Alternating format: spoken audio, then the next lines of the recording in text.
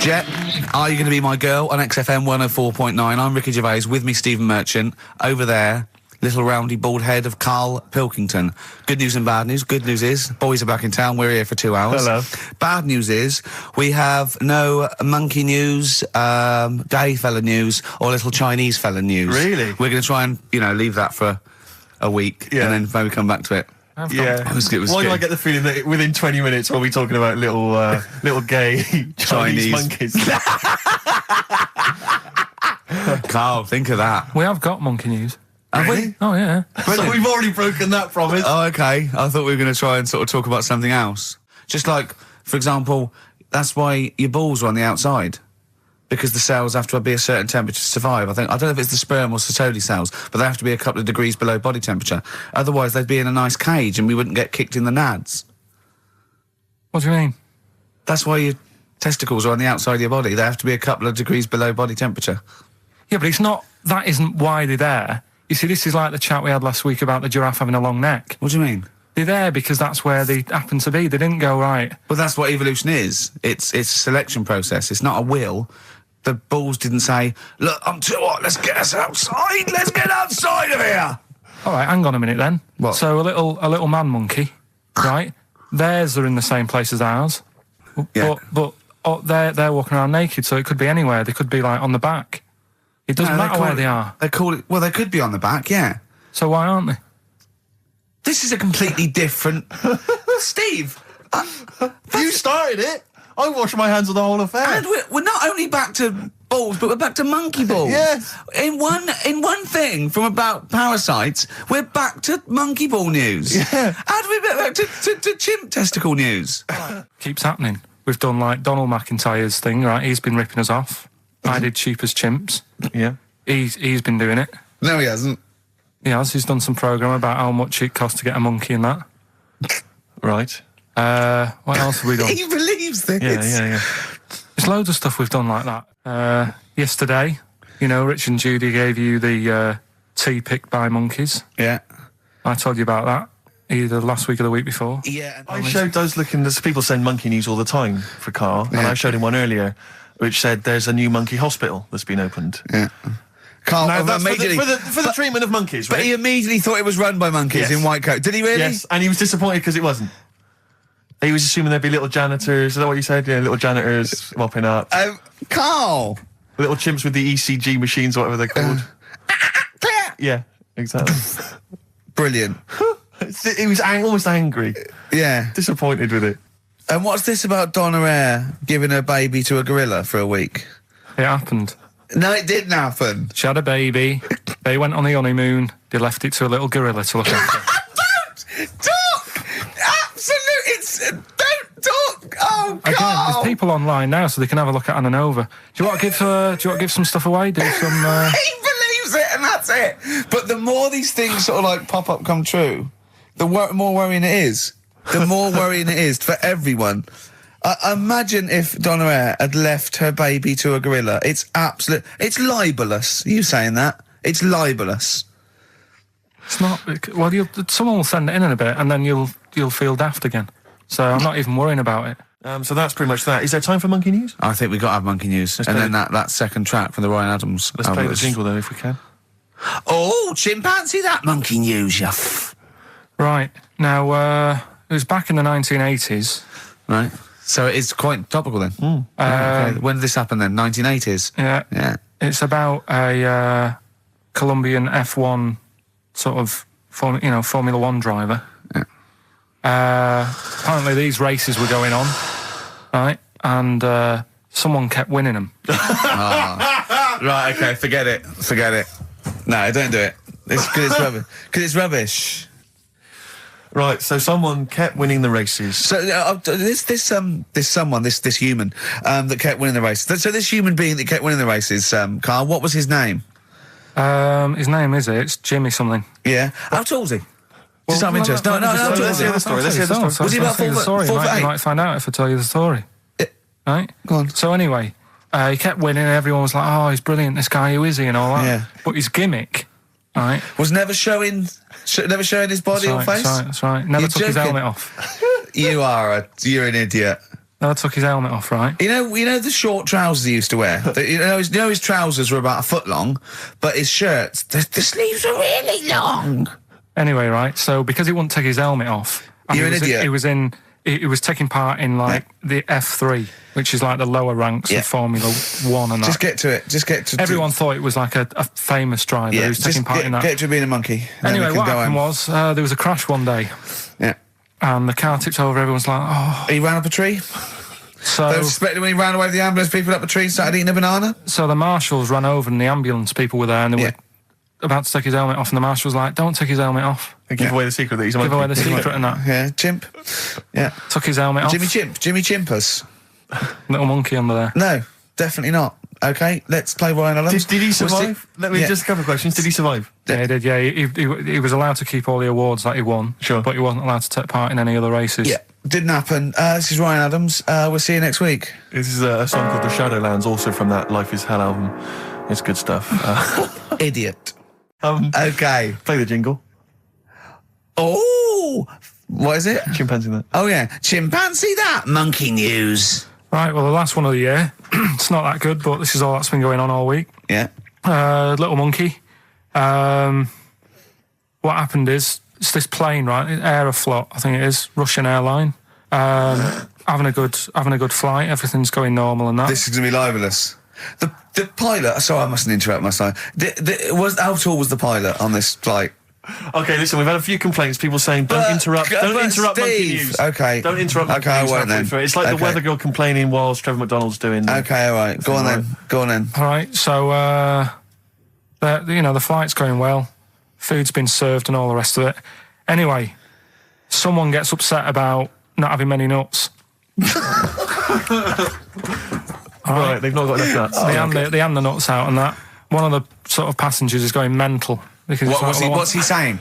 He's just What going language mad. is he talking? Is he Russian or English? So anyway, there's a bit of a fight going on. Fight starts happening. People are going, what's up with that little fella? Right? The little hairy bloke. So they sort of drag him. What's wrong with Bob Hoskins? And why is he screaming? Why isn't he talking in his usual Cockney accent? Why is Bob Hoskins screaming and grabbing at nuts? So, you've ruined it. Right? Come on. Forget it. What have I ruined? Right, Rick, turn his microphone off so we can't interrupt you. Right. So anyway, there's a fight going on. Nuts are going everywhere, right? So, anyway, they manage to tie him down. They get him on the floor, tie his legs up and that, right? His little legs. Get him to... Come on. See you later. Have a good Christmas. No! Carl, how dare you? Finish the story. All that happened is they got back. It turned out that he shouldn't have been on the plane anyway. Why? His passport wasn't valid. Right. And you can't cause problems on planes and that. So he got put in a cell for a bit. Turned out it was a little monkey. Right. Quick question. How did he complain about the shortage of nuts? Yeah. He just was going mental. Right, he didn't actually call over a stewardess. He just... Well, how did he get on the plane in the first place? What ticket did he have? Have a good Christmas and that. But you know it's rubbish. You must know that's rubbish. You must know that's rubbish. All the best. You must know that's rubbish. Where is he going? And I sent him a text. Oh, well, it's just good to be on holiday because, I'm working. He sent back, so am I. Just been watching Sky News. There is a school for monkeys who want to get a band together. Is that monkey news for later?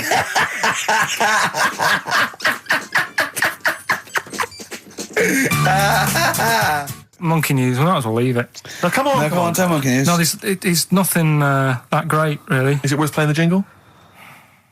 Quickly? Go on, then. Oh, chimpanzee that monkey news. Right, it's about a monkey. 2004. It's about this woman monkey who was born in 1834.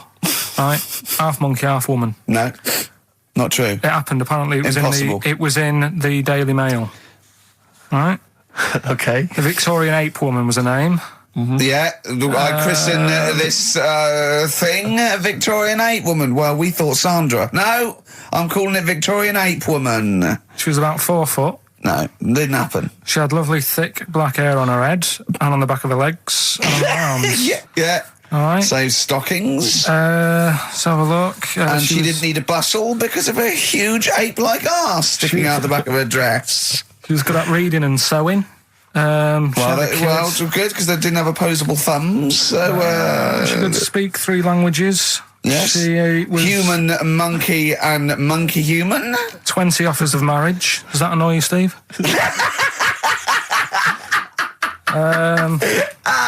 Absolute twaddle. All right, well, Like more rubbish than your soul weighing an ounce. Let's leave a it there. Victorian monkey Let's woman. leave it there, then. See you next week with some more twaddle. I was worried we wouldn't have the old magic in 2004, I but we're still know. talking shit. Merry New Year.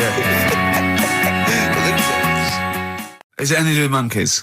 No, we've got monkey news. We've got monkey news coming out. Of course we have. Yeah, monkey news. People, and they're now over to XFM for monkey news with Karl Pilkington. No, we won't do that yet. We're not doing that yet. Oh My Corazon, Tim Burgess, brilliant. XFM 104.9. Right. Well, we're running out of time here. Yeah. We had Karl in a little film, but I think we've only got time for monkey news. You know. Yeah. What are you thinking, Karl? Yeah, if you want to do that. Yeah, let's do monkey news. All right. Play the jingle. Oh, chimpanzee, that monkey news. Right, there's this monkey, right? Oh, yeah. I think his name was number 6 or number 7 or something, right? In this lab, right? Yeah. And anyway, it's in there with like the rabbits and little mice and stuff like that. And The rabbit smoking. the nurse, right? The nurse, not the nurse, the woman who works in the lab. What would you call her? Is it a nurse? Depends. What depends what her job was. If she was a lab assistant, you call her a lab assistant. All right. I mean, they probably call her by her name. All right, lab assistant, right? Kirsty. So she's I think it's probably Kirsty. Right, Kirsty Morris. well, she's in there, right? Yeah. And she don't work with many people and that. She's mainly on her own with, just putting lipstick on rabbits and stuff like that, right? Chimpanzee. So, Chimpanzee. He's putting on lipstick. Chimpanzee. Because she's got hairy legs. He gets pally, right, with this woman. Yeah. Because, it gets to a point when she sees him every day. It's the way he sort of tries to string out like it's a narrative love story. Did the chimp put its hand out and grabbed her, and then you thinking that he made a move on her? So Right, come on, he's let him allowed tell out. the He's story. allowed out. Oh, the it's not a cage. story, is it? He's allowed out the cage and what have you every day. So he's wandering about, and as time goes on, he's watching what she's doing more and more. Yeah. Right. So he notices like the code on the door, right? Because whatever 247 or whatever. Yeah. He goes, right, I've clocked that. I've got that. I'll remember that. Right.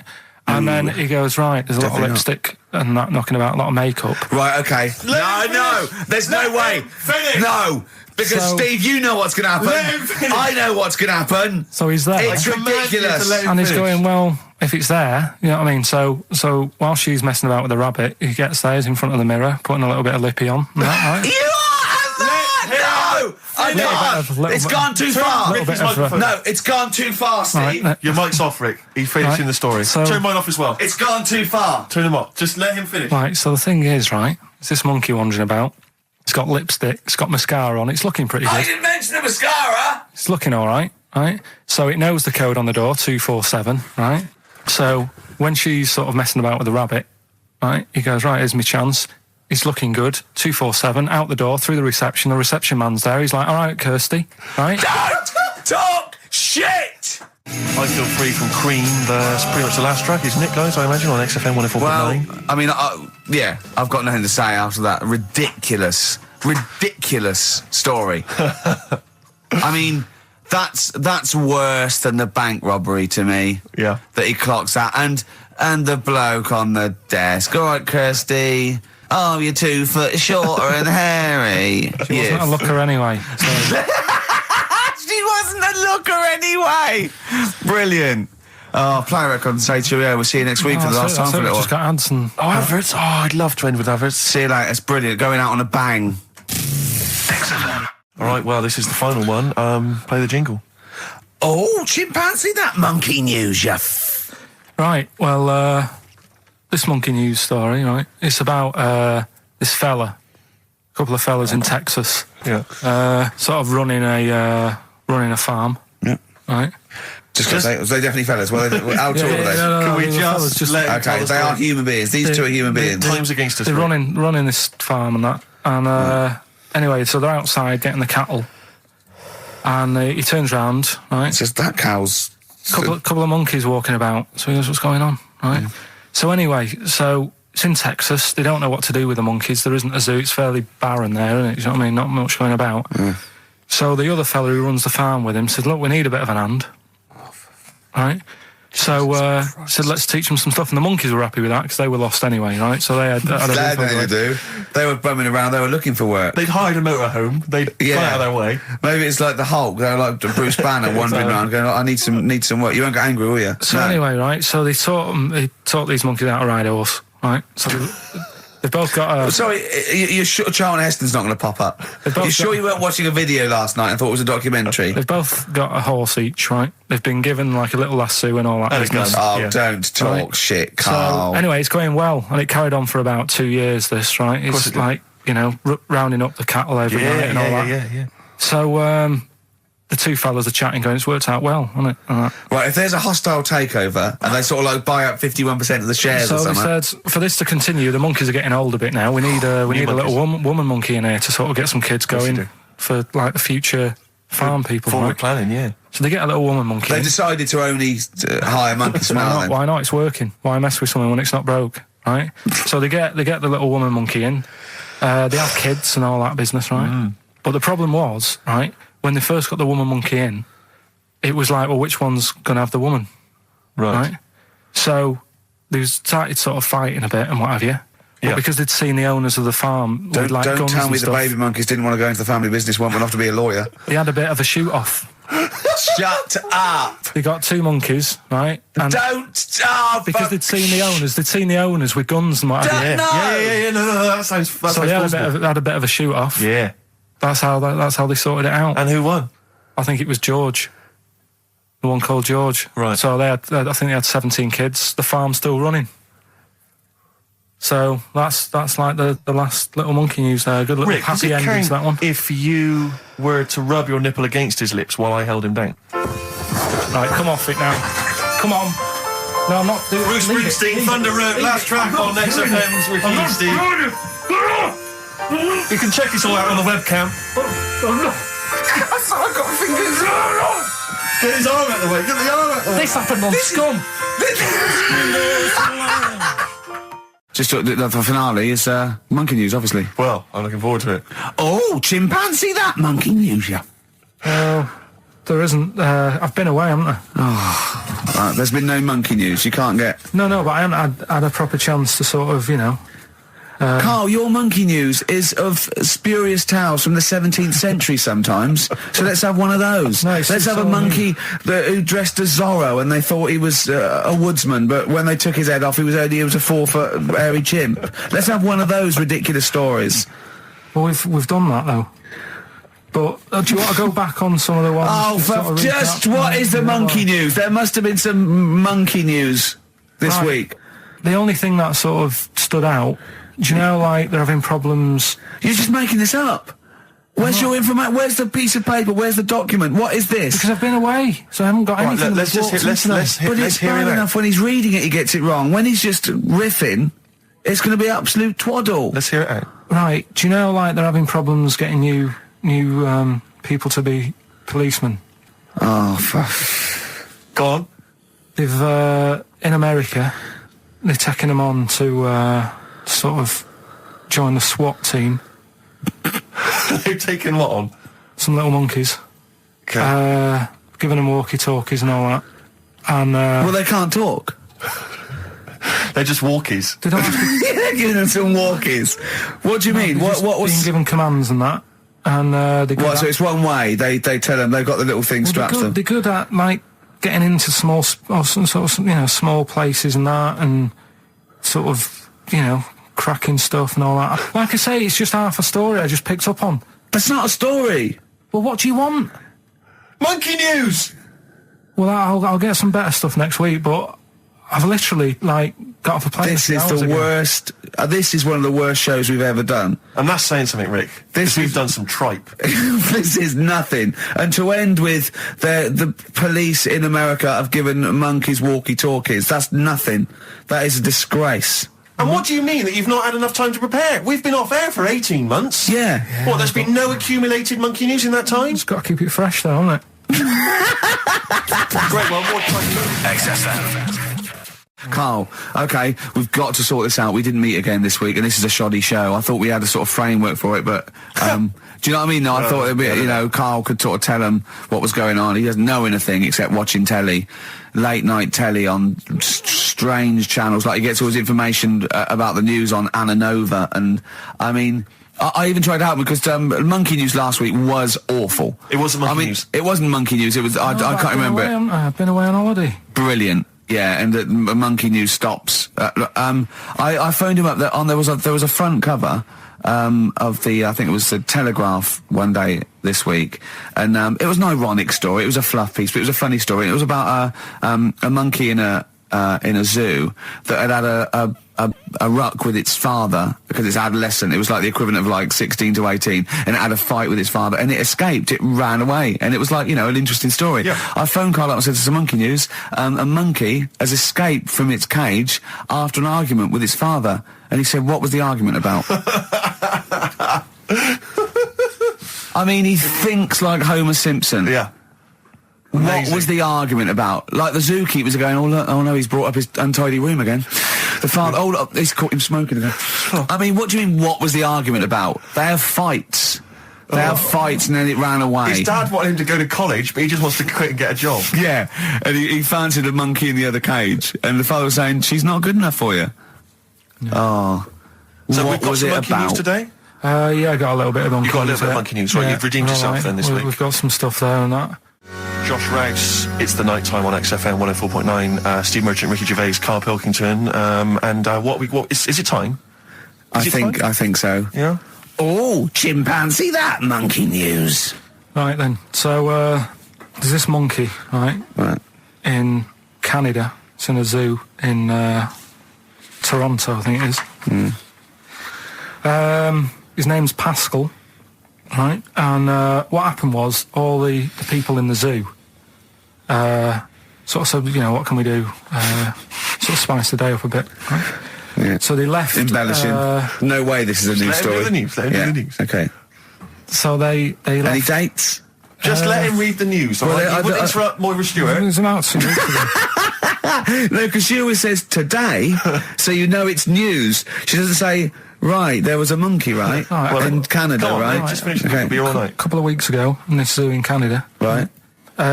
Jesus. They got a camcorder. Right. And they said, let's leave it for the monkey to have a play with, right? So anyway, they passed it around. Won a BAFTA. And a couple of chimps and that were rubbish at it. They were like filming the floor and all that, and the fingers were always in shot and stuff like that, right? But anyway, there was this one chimp called Pascal, right?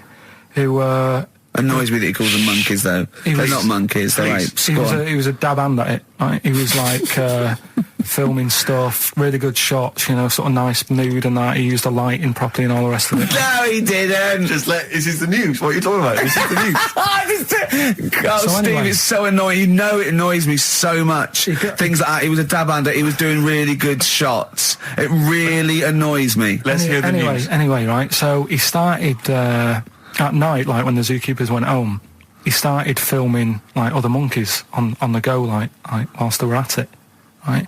And he was filming them and what have you. The Ron Jeremy of I the love zoo. it. You know it's going to end up on the web. So anyway, the zookeepers came in the next day and it's like, let's see what shots he's got. Anyway, he's got all this, like, you know, all these monkeys at it and what have you. So, Oh, yeah, this is, honestly, you don't know what this is doing to me, Steve. Can I stop him now? So they thought, like, actually there's a few monkeys who aren't at it enough. Do you know what I mean? They have problems and what have you. So let's give them the videos. That is so untrue. This is so untrue. It's so untrue that it was filmed by a monkey. So It's what so happened untrue. then, right? Rick, I don't know who to believe. Oh, Carl, you're talking so much shit again. You must know that's not true. There's no way. There's a load of tapes out. Look at me. Look at me. Don't keep talking. Look at me. Yeah. You must know that's not true. Can we just hear the end of this It's all news? here. You had a go at me last week because I didn't have the full story. I've got the full story. You're still not happy. There is no way that by chance, what should we do? Let's give him a camcorder. That could happen. He then films him at it. That might happen. It might happen, but I don't think he'd keep the camera still.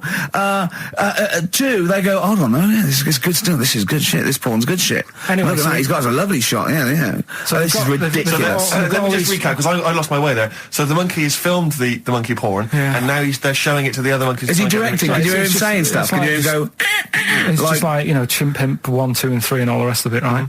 But anyway, so they've got all these other tapes, because what happened was, they said he's quite good at this. Oh, and the animals, God! And the animals are happy having him around because he's not a human, he's just one of the gang, do you know what I mean? So they started putting him in with other things like, ostriches. Right. And talking shit. There was also, and do you know they have a problem with pandas in Japan? So they've sent him out there, filming a bit of. Where are you going? Honestly, you really annoy me. There's no way this is happening. Can we just hear the end? Why can't he just find a real story about a monkey? Let's hear the end. The end is really that he's going to China. He's filming the pandas and whatever. No, he's not. They wouldn't send a monkey director. They would not send a monkey director. How are you doing? All right, Carl? Yeah. Didn't they also write something about me? Bald round head? Yes, perfectly round little bald man head, they said, so... Because you need to know that when you listen to the radio on that. Really matters what my hair's doing. Your hair, have you given it a little polish? Because you look like a cue ball at the moment, and you've had a shave in it. I've never seen such a round head. It actually looks like a plate with ears. Yeah, well, for those that have never seen Carl, I actually, if you remember, I think he looks a little bit like Mr. Spoon from Button Moon. He does. If you've ever seen that show, and also he looks like, when they say they find with a little 4-foot human and it's actually 500,000 years old and they give it a name and it's the first Australopithecus into. He looks like one of them as well. Perfectly round little. He is the missing link. He looks half human, half monkey. Because he's got a slight slouch as well. So yeah, it's those pictures where you see it going from an ape to a man. He's one of those in the middle. Yeah, and of course his monkey hands, his hairy little wrist to those skinny little things that you can get oranges out of holes with, and it's unbelievable. Why are you so all shaved and polished and everything? Got a wedding. What? Got to go to a wedding today, so thought I'd clean myself up a bit. It's a Ricky and Steve classic on XFM, Sugar, If I Can't Change Your Mind. Brilliant. So listen, it's time, isn't it? We've only got a few minutes left, so you better play the jingle. Oh, chimpanzee that. Monkey news. So monkey news, if you've only just started listening to the show. Oh, you poor fool.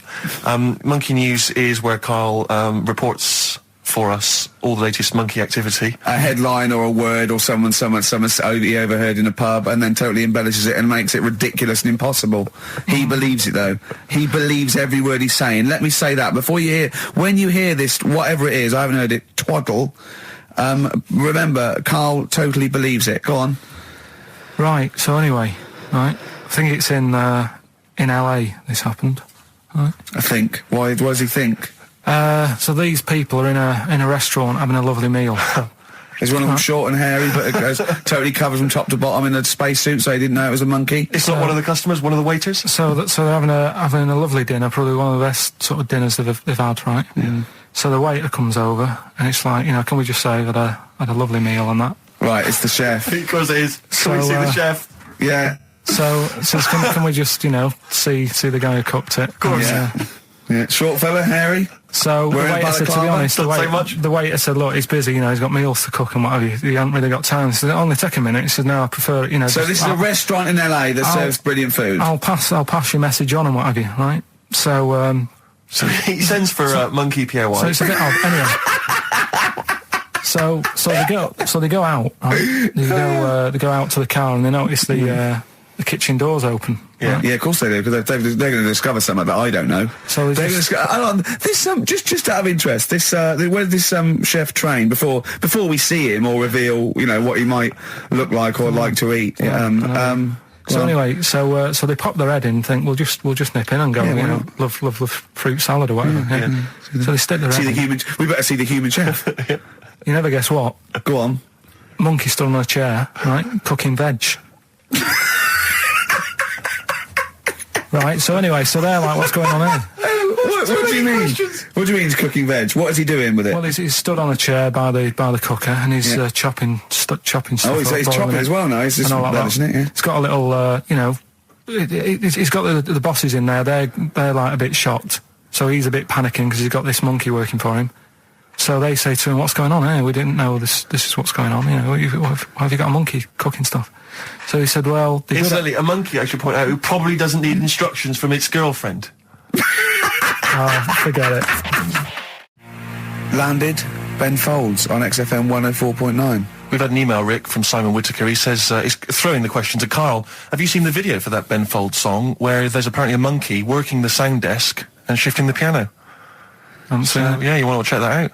Talking of monkeys working the sound desk, we've also had a lot of... This better be a good monkey news, Karl, that's all I can say, because that was drivel. Amy Winehouse. Play the jingle. Oh, chimpanzee, that monkey news. Right. There's this monkey, right? Yeah. And it had been, do you know you hear about monkeys being badly treated and stuff like that? Yeah. So, anyway, it goes into this home. It's 14, this monkey. It's called Matty, right? Goes into this home where it's looked after. What do you mean home? Just like, just a little monkey home, right? Okay, so zoo. Yeah, kind of, yeah, but they haven't got any other monkeys there, right? What have they got there? They've got just other animals and that, but not that many monkeys. But anyway, because he's there on his own, again, you know... When you say monkey, do you mean a chimpanzee, by the way? Because you usually do. Yeah. I can't believe that journalist thought this was scripted. Amazing. So anyway, yeah. So it gets sort of pally with the people working there and that, and it's smoking fags. It's having a drink at night and all this, right? What do you mean it's having a drink at night? How? It's all here. It's all here, Steve. I mean, we haven't really got time, but Well, don't say it's all here like it's proof. You've got another stupid story that someone has put onto the internet. Someone sitting at home in their bedroom has put onto the internet. So it's having a fag, it's drinking a lovely glass of Bang Rock Station. Yeah, the wine that's perfect for a barbecue. Yeah. Anyway, it's loving life. It's forgetting about its past and everything, right? When this other monkey comes along, Oh no. Trouble's brewing. Go on. right? That comes in. Something said. Right, forget it then. Forget it. No, forget it. XFM. The little mouse that had an ear on its back. Yeah. Sure. Right. Well, you thought he had a bad time, right? Listen to this one. Mouse walking about with us sort of wearing a monkey's testicle. They're just having a laugh. This is what I mean about a lot of scientists. What are they doing? When's that going to come in handy? I don't know what you mean. Well, they were seeing if, you know, say if a fella loses one, right? Yeah. Hitler or whatever. And they go, well, don't worry about it. We can sort you out. I don't know what the monkey's going to do. I don't know if they keep passing them on or whatever. But the actual monkey testicle was put on the mouse. And it worked. It worked for the mouse. But isn't it... I mean, isn't a monkey's testicle quite large in relation to a mouse? Would it not look like the mouse was on a space hopper or something? Oh, yeah, it didn't look good. Well, they didn't put it where its testicles would be. No, they did. Like, well, how could it walk then? The ear was on his back, so he could just get about. Well, I don't know. But Well, you don't know, do you? You just guessed. Did they grow the monkey's testicles where the mouse testicles it looked would... stupid anywhere else, though, wouldn't it? Oh, whereas a mouse with monkey testicles, that's fine. You'd be showing off. You'd be all right. I'd prefer that than the ear. When that mouse gets put back in with the other mice, do the other mice go, George, you look different. Have you had anything done? But the weird thing is, as well, apparently it still works as a monkey. What? So, like, what are you talking about? Like the sperm and that was it was still sort of monkey. Of course sperm. it was. What are you talking about? But that's weird. But what, Karl? What? But what? It's only a thing to give it nutrients. That's all the thing they're testing. It's like grafting at that level. Right. What's your question? Because I'm right. What do you think? It would change eventually. It would have changed into a mouse testicle because it had been hanging around a mouse for so long. No, I thought the actual sperm of it though would be a mouse's. Why? Because it's hanging off a mouse. No, but your sperm is actually created in the testicles. So that's why it has to be outside your body. Otherwise, we put them in a nice little cage. But I'm guessing then that they've done this operation so that they can do it to humans. Yeah. Why would I want a monkey testicle if my kids are going to be monkeys? What use is it? No, think. That's no. That's going to happen anyway, Karl. Yeah, but think Think of what you're saying. They've grown a monkey testicle on a mouse to see if it would still function as a monkey's testicle, okay? So they can do that to humans. So think, Carl, what they'd do is they'd grow a human testicle on a mouse and it could still be used as a human testicle. So what? To give you a testicle that you've lost. From a mouse? No, from another person who it was kept alive on a mouse. Because it's kept the nutrients alive, as opposed to keeping it in a deep freeze. Maybe bollocks go off after a week. I don't know. Maybe they get accidents. He had a little a card. Do you donate your testicles? Yeah, I'll tell you what. No one needs testicles yet. Let's keep them on a mouse. You have yours ripped off in some sort of bizarre skiing accident. You go, well, you're in a Battersea dog town. You pick the ones you want. They can grow them on anything. They can grow them on a Dachshund. Bulldogs are growing them usually, that's where you see a bulldog. Usually that's waiting for an operator. What don't you understand, Carl? Hang on a minute. I thought this was knob news, not testicle time. I don't understand what... Yeah, this testicle time's not for another 10 minutes. Yeah. Making plans for Nigel XTC. Okay, let's play the jingle. Oh, chimpanzee, that monkey news. Right, this happened in Pittsburgh, right? There was a rock band, and they've got this studio in Pittsburgh and what have you, and they're laying down tracks and stuff like that. And in the studio that they use, right, there's this monkey works there. Right, I love the way he throws that in. Like he throws that in. This monkey works there. No, it's just got a little gig there. He sort of he carries the equipment in, guitars, stuff like that. He doesn't. He does. No, he doesn't. He just sort of cleans up after the bands. No, he doesn't. Emptying the ashtrays. Doesn't that happen. Sort of stuff. He Doesn't does. happen. That's the gig it's got. Anyway, right. Gets women out of the crowd that they want to go visit with. With one arm. Drag them back. So anyway, right. So the band's in the studio, right? And one of the band members brings some A&R fella to the studio to have a listen to the latest track. Right? Yeah. So they hit play, and they're all there going, "Yeah, brilliant, this is good." Oh no. Anyway, so the fella says, "Yeah, I like the track. I especially like the bass on it."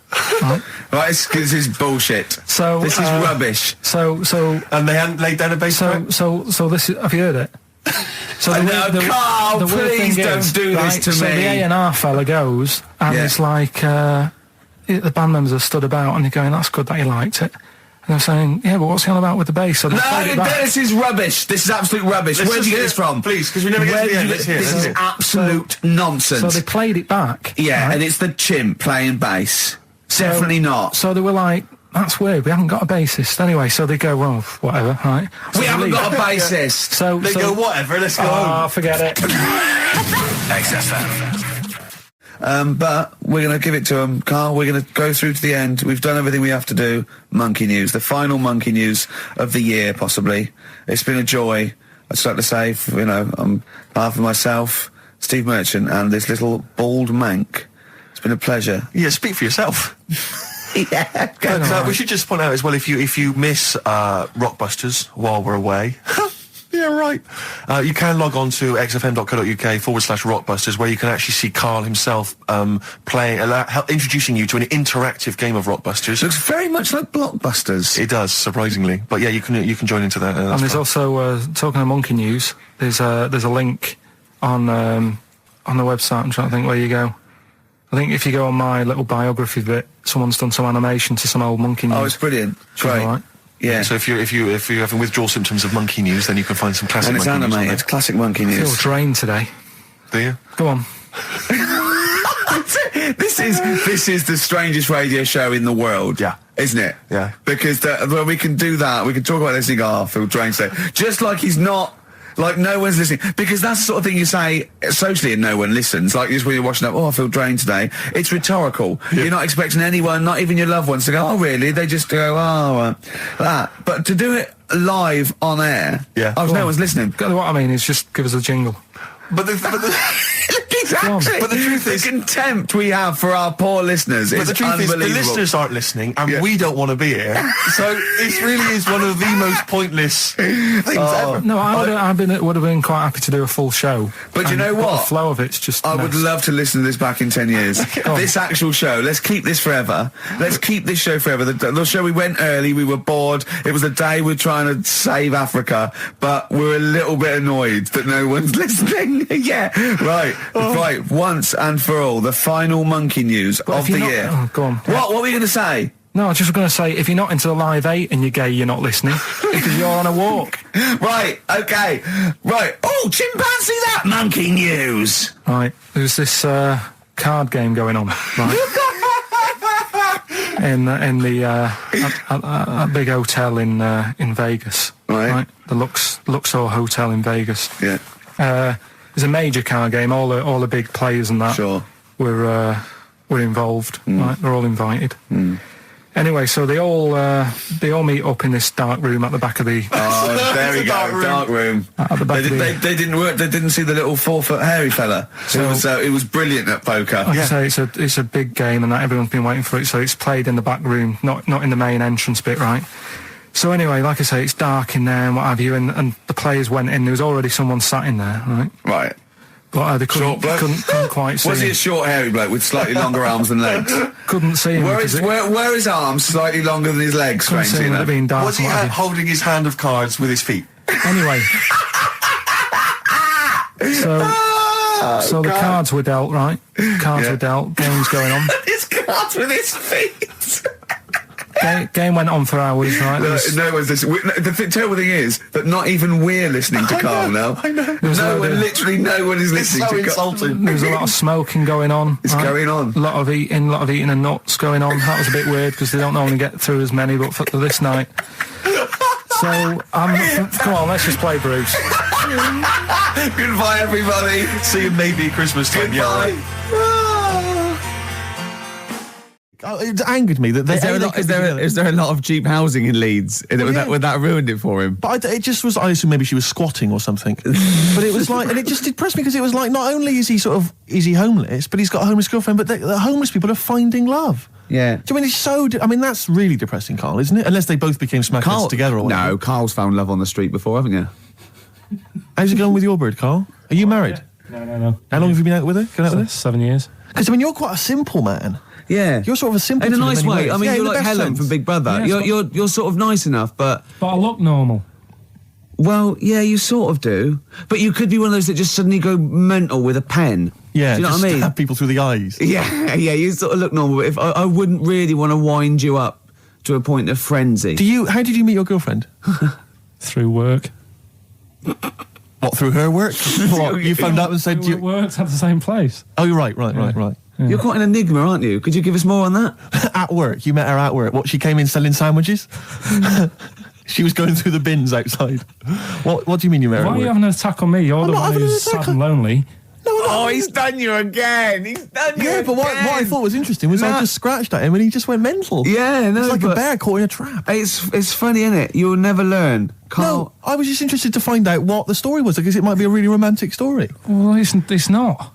All right, jeez. I love the fact he doesn't want to talk about his love affair. I was thinking about you in the week, and like, does it worry you? I mean, you sort of joke about it now, and we're talking about it in the office, you know, like, oh, is Steve really touchy about the way he looks? And, oh, what's this? Where's that come from? He's done it again. He's done you again. I was walking home the other night, and I was thinking about it. And do you worry that when you're old, you will be on your own? You did start it, though, didn't you? Well, Karl, I'm glad you brought this up. because I mean, for me, you know, a lightweight, frothy entertainment show on XFM on a Saturday afternoon is exactly the place where I want to discuss the desperate, lonely future that's inevitably coming my way. Oh, God. I'll tell you what will cheer you up and forget all that. A bit of Embrace. Oh, one of the most hated bands. What are these fellas doing? There's a couple of... It's quite noisy, it's just distracting. Yeah, there's a couple of fellas behind us taking pictures. I don't know why it takes two of them. I think one of them just got, a couple of hours out of the office. Yeah. They're from the... what are you from, X-Mag? X-ray. X-ray. What's X-ray? It's the XFM magazine, Steve. The XFM what? Magazine? Magazine. And where does that go then? Is this available in shops? Is it just a giveaway thing? It's kind of giveaway, bit of information on bands. Right. Gigs are coming up. How is it available? Who gets it? It's in top magazines. You're really selling it, Carl. You're obviously a fan of the magazine. It's all right. Yeah. I don't want to make it... This seems now like you've said, let's pretend we don't know what it is. You sell it on air, make it sound... I don't know what it is. Well, I'll show you later. Okay, cool. And if people want a copy of it, they can go to the website and subscribe and you get it for free. That's all right. Yeah. Cool. And you're going to be in it. And we're going to be in it. Centre pages. I don't look my best. I don't dress for radio. And, you know... Well, it's okay, because I'm photogenic, so I'll make up for whatever you I'll wear. push you forward. White Stripes and their version of Jolene. What did you make of it, Rick? I loved it. I want to ask Karl a question though, because Karl sometimes in awe of this newfangled world that we live in.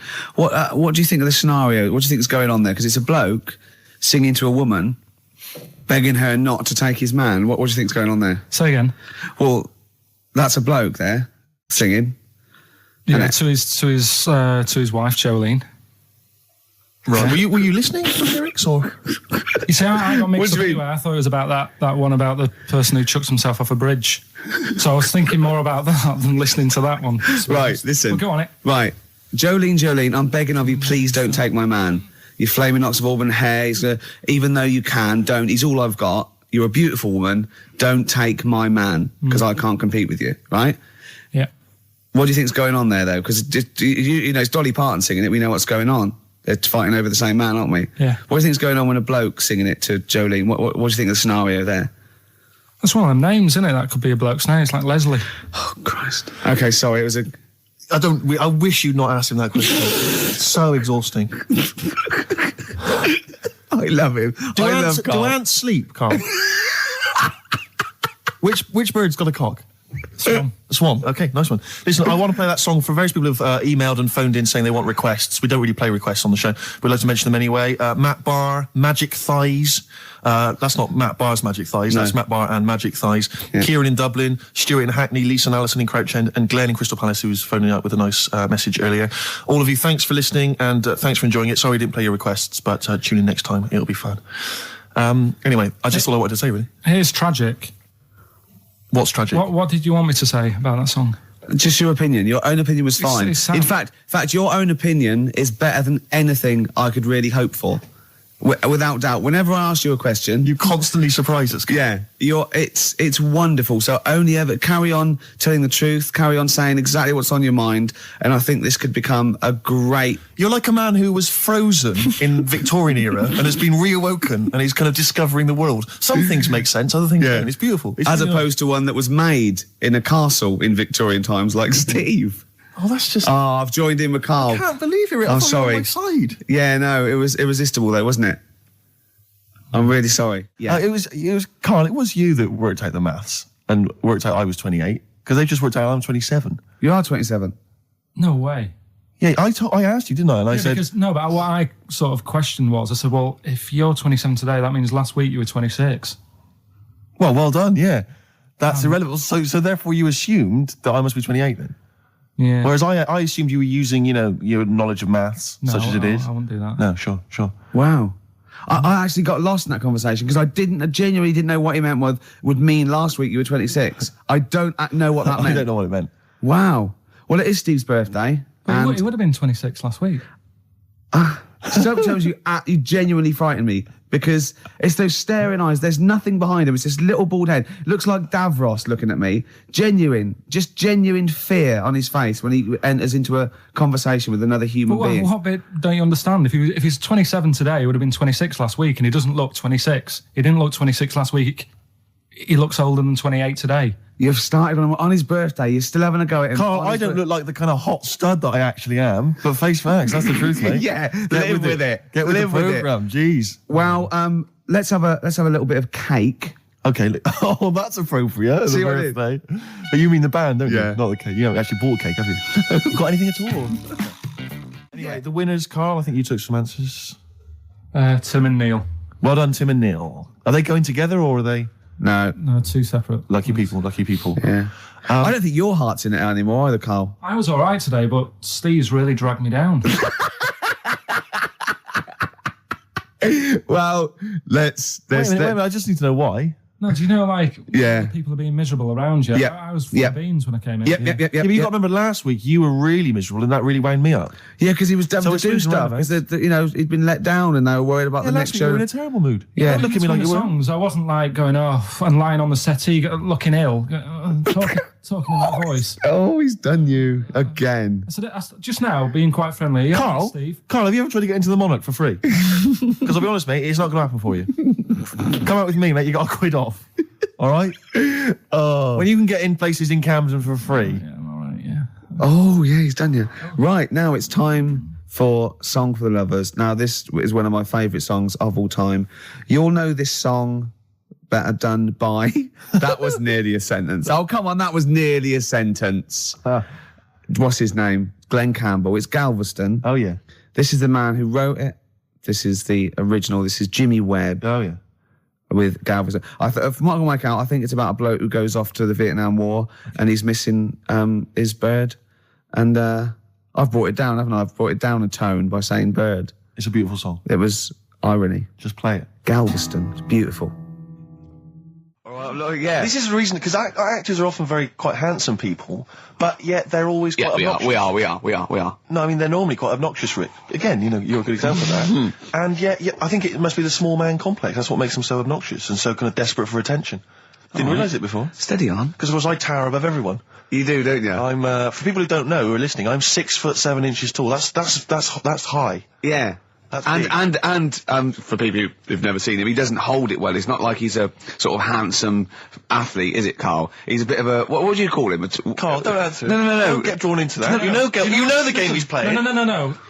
Do you know yesterday when you were in the office? Yeah. You did a little move, and it reminded me of Blakey. Oh, I hate you, Gervais. Oh, I hate you, Pilkington. That's his stance. Yeah, but even he held it a little bit better, didn't he? Because he was a man, he had a big coat and everything, and a peak cap. But, yeah. I can't believe you. Like, I've not suffered enough from being freakishly tall. Now, till my best buddies, live on radio, are just... It's not just height, though, is it? It's the posture and the face and everything. But it's got your places, hasn't it? No? What do you mean it's got me places? I think people give you a bit more of a chance in your career and stuff. It's like... What, yeah, stacking shelves? Because I can reach to a high level. Muse, Plug-in Baby on XFM 104.9. Rick, Gervais, go on. Well, yeah, but I know you guys are laughing about the height thing, and for those that have only just tuned in, I am 6'7" tall, which is tall and that's big, and I pride myself on it in a way. I've worked hard, I've not smoked, I ate well, Yeah. It's an accomplishment, but obviously I didn't have much involvement in it. I just am, and it's a curse because mainly the problem is that you can't get stuff, you can't get clothes, you can't get shoes. Yeah, he's size 14 feet. Yeah, but it is genuine, and I don't know. I mean, it costs a lot to buy a pair of size 14 shoes, and if you were genuinely poor, I don't know how you'd afford to be tall, because the clothing costs more, everything costs more. I've seen this in comics, that you'd actually go to school in a barrel. Wearing a barrel. With just braces, it'd just be a barrel, and you'd have sort of flip-flops, and you'd take a mule with you. They all had a mule, didn't they, the poor people? People always think you'll be in a pub or something, and people just think they can talk to you about it. They just think, hey, oh, you lanky, it's just like, because it's like they But that really annoys you, doesn't it? Well, it annoys me because it's like they think I should be proud of it. Like, well, exactly, but they don't think that this is not a disadvantage, this is not a disability, is it? You're taller than most people. It might get disability. No, if you were 8'3", it'd be slightly debilitating. You would, but... Debilitating? What? Debilitating? Yeah. No, you're a medical man, aren't you? But, no, the point is, it's a debilitating because when you go on public transport, like if you're on a coach... yeah. The only place I can sit on a coach is that seat... On the driver's lap. Either on the driver's lap or that seat at the very end. Yeah. Which sits into the aisle. Yeah. That's the only place I can sit. You just and there's only some sort of kids at the back waving at drivers. You could drive it from the back. Here he comes, watch it.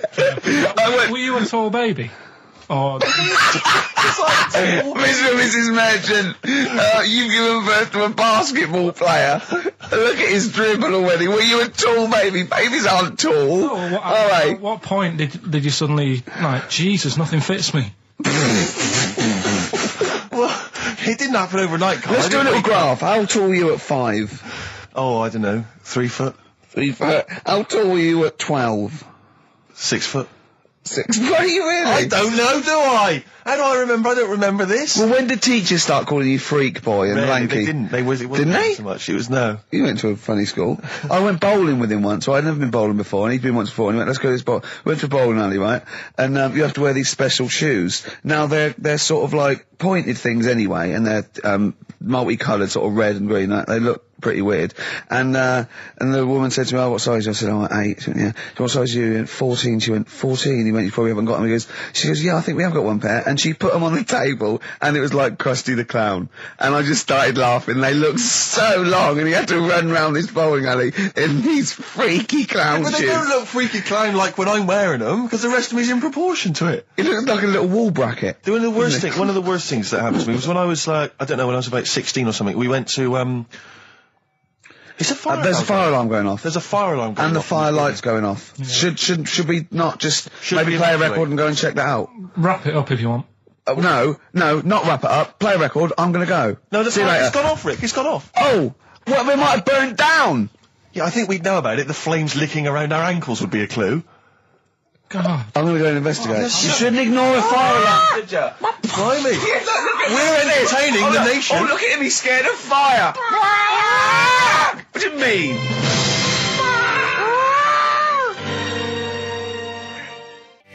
Lars, and there she goes. What a great start to a show. We've had 20 minutes of some of the best banter, chatter and music and anecdote anywhere on the dial. You're damn right. High five. Yeah. Sweet, man, sweet. Oh, what are we talking about? Well, I love that track. It's lovely. They've got a bit of the Liverpool gene pool, haven't they? That sort of doddy. You know what I mean? I like the Scouse sort of look. You know, the Cilla Black and the Stan Boardman. Yeah, it's particularly unique to Liverpool. It's sort of happy and teeth and ears. And, It's do you know what I happy mean? and teeth and ears. Yeah. Oh, brilliant description. Yeah. Happy and teeth and ears. Yeah, that's just 3 of my friends. Now, we've got a great track lined up, haven't we, Carl, that I've brought in? Simon and Garfunkel. Now, I'm not ashamed. As you know, me and Steve aren't worried about being part of a trend or you know, being trendy or jumping on about it. Steve particularly doesn't worry about, like, looking good or, Well, you know. No, I'm saying, no, as a compliment, he doesn't worry about walking along like that or, you know. Well, I'm looking good. No. But I'm saying you don't mind the insults freak boy or goggle eye or... swore off a duck's back, mate. Do you know what I mean? Or a new phrase that's been coined because of Steve's face, walk off a frog's back. Who's saying that? Just a lot of you, a lot of friends and that. But I mean... my friends? Yeah, a lot of the people. Can you name names or? I can't really. Big promises you can't. I can't wanna really. grass anyone up? I think it's the Kaggle. Looks good. It does look It's good. waterproof, Rick, and it's also stylish. I wear nothing underneath, so it's tight to the skin. It gets sticky in damn weather. Is that why you sort of It's rustle? sexy. But what's all the? Is there abuse? What's this? No, they just say. Because I'm pretty trendy guy, but I, as you say, I cut my own trend. You know, I make my own style. Oh, dear. So just go back to insults briefly. Go on, You know, Goofy. saying.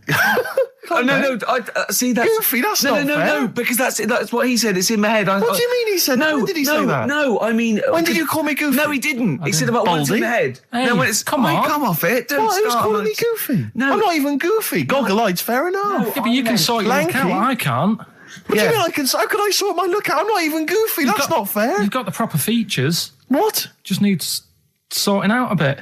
I can't help it if my hair's not good. I noticed the other day when Carl was sitting on your knee having his picture taken. It's a long story, right? He's got a completely spherical head. It's slightly too small. I'm not being funny because, I mean, you know, I'm not perfect. But he's got a completely spherical little head. He looks a little bit like a baby hamburger. You know Hamburger off McDonald's? Sure.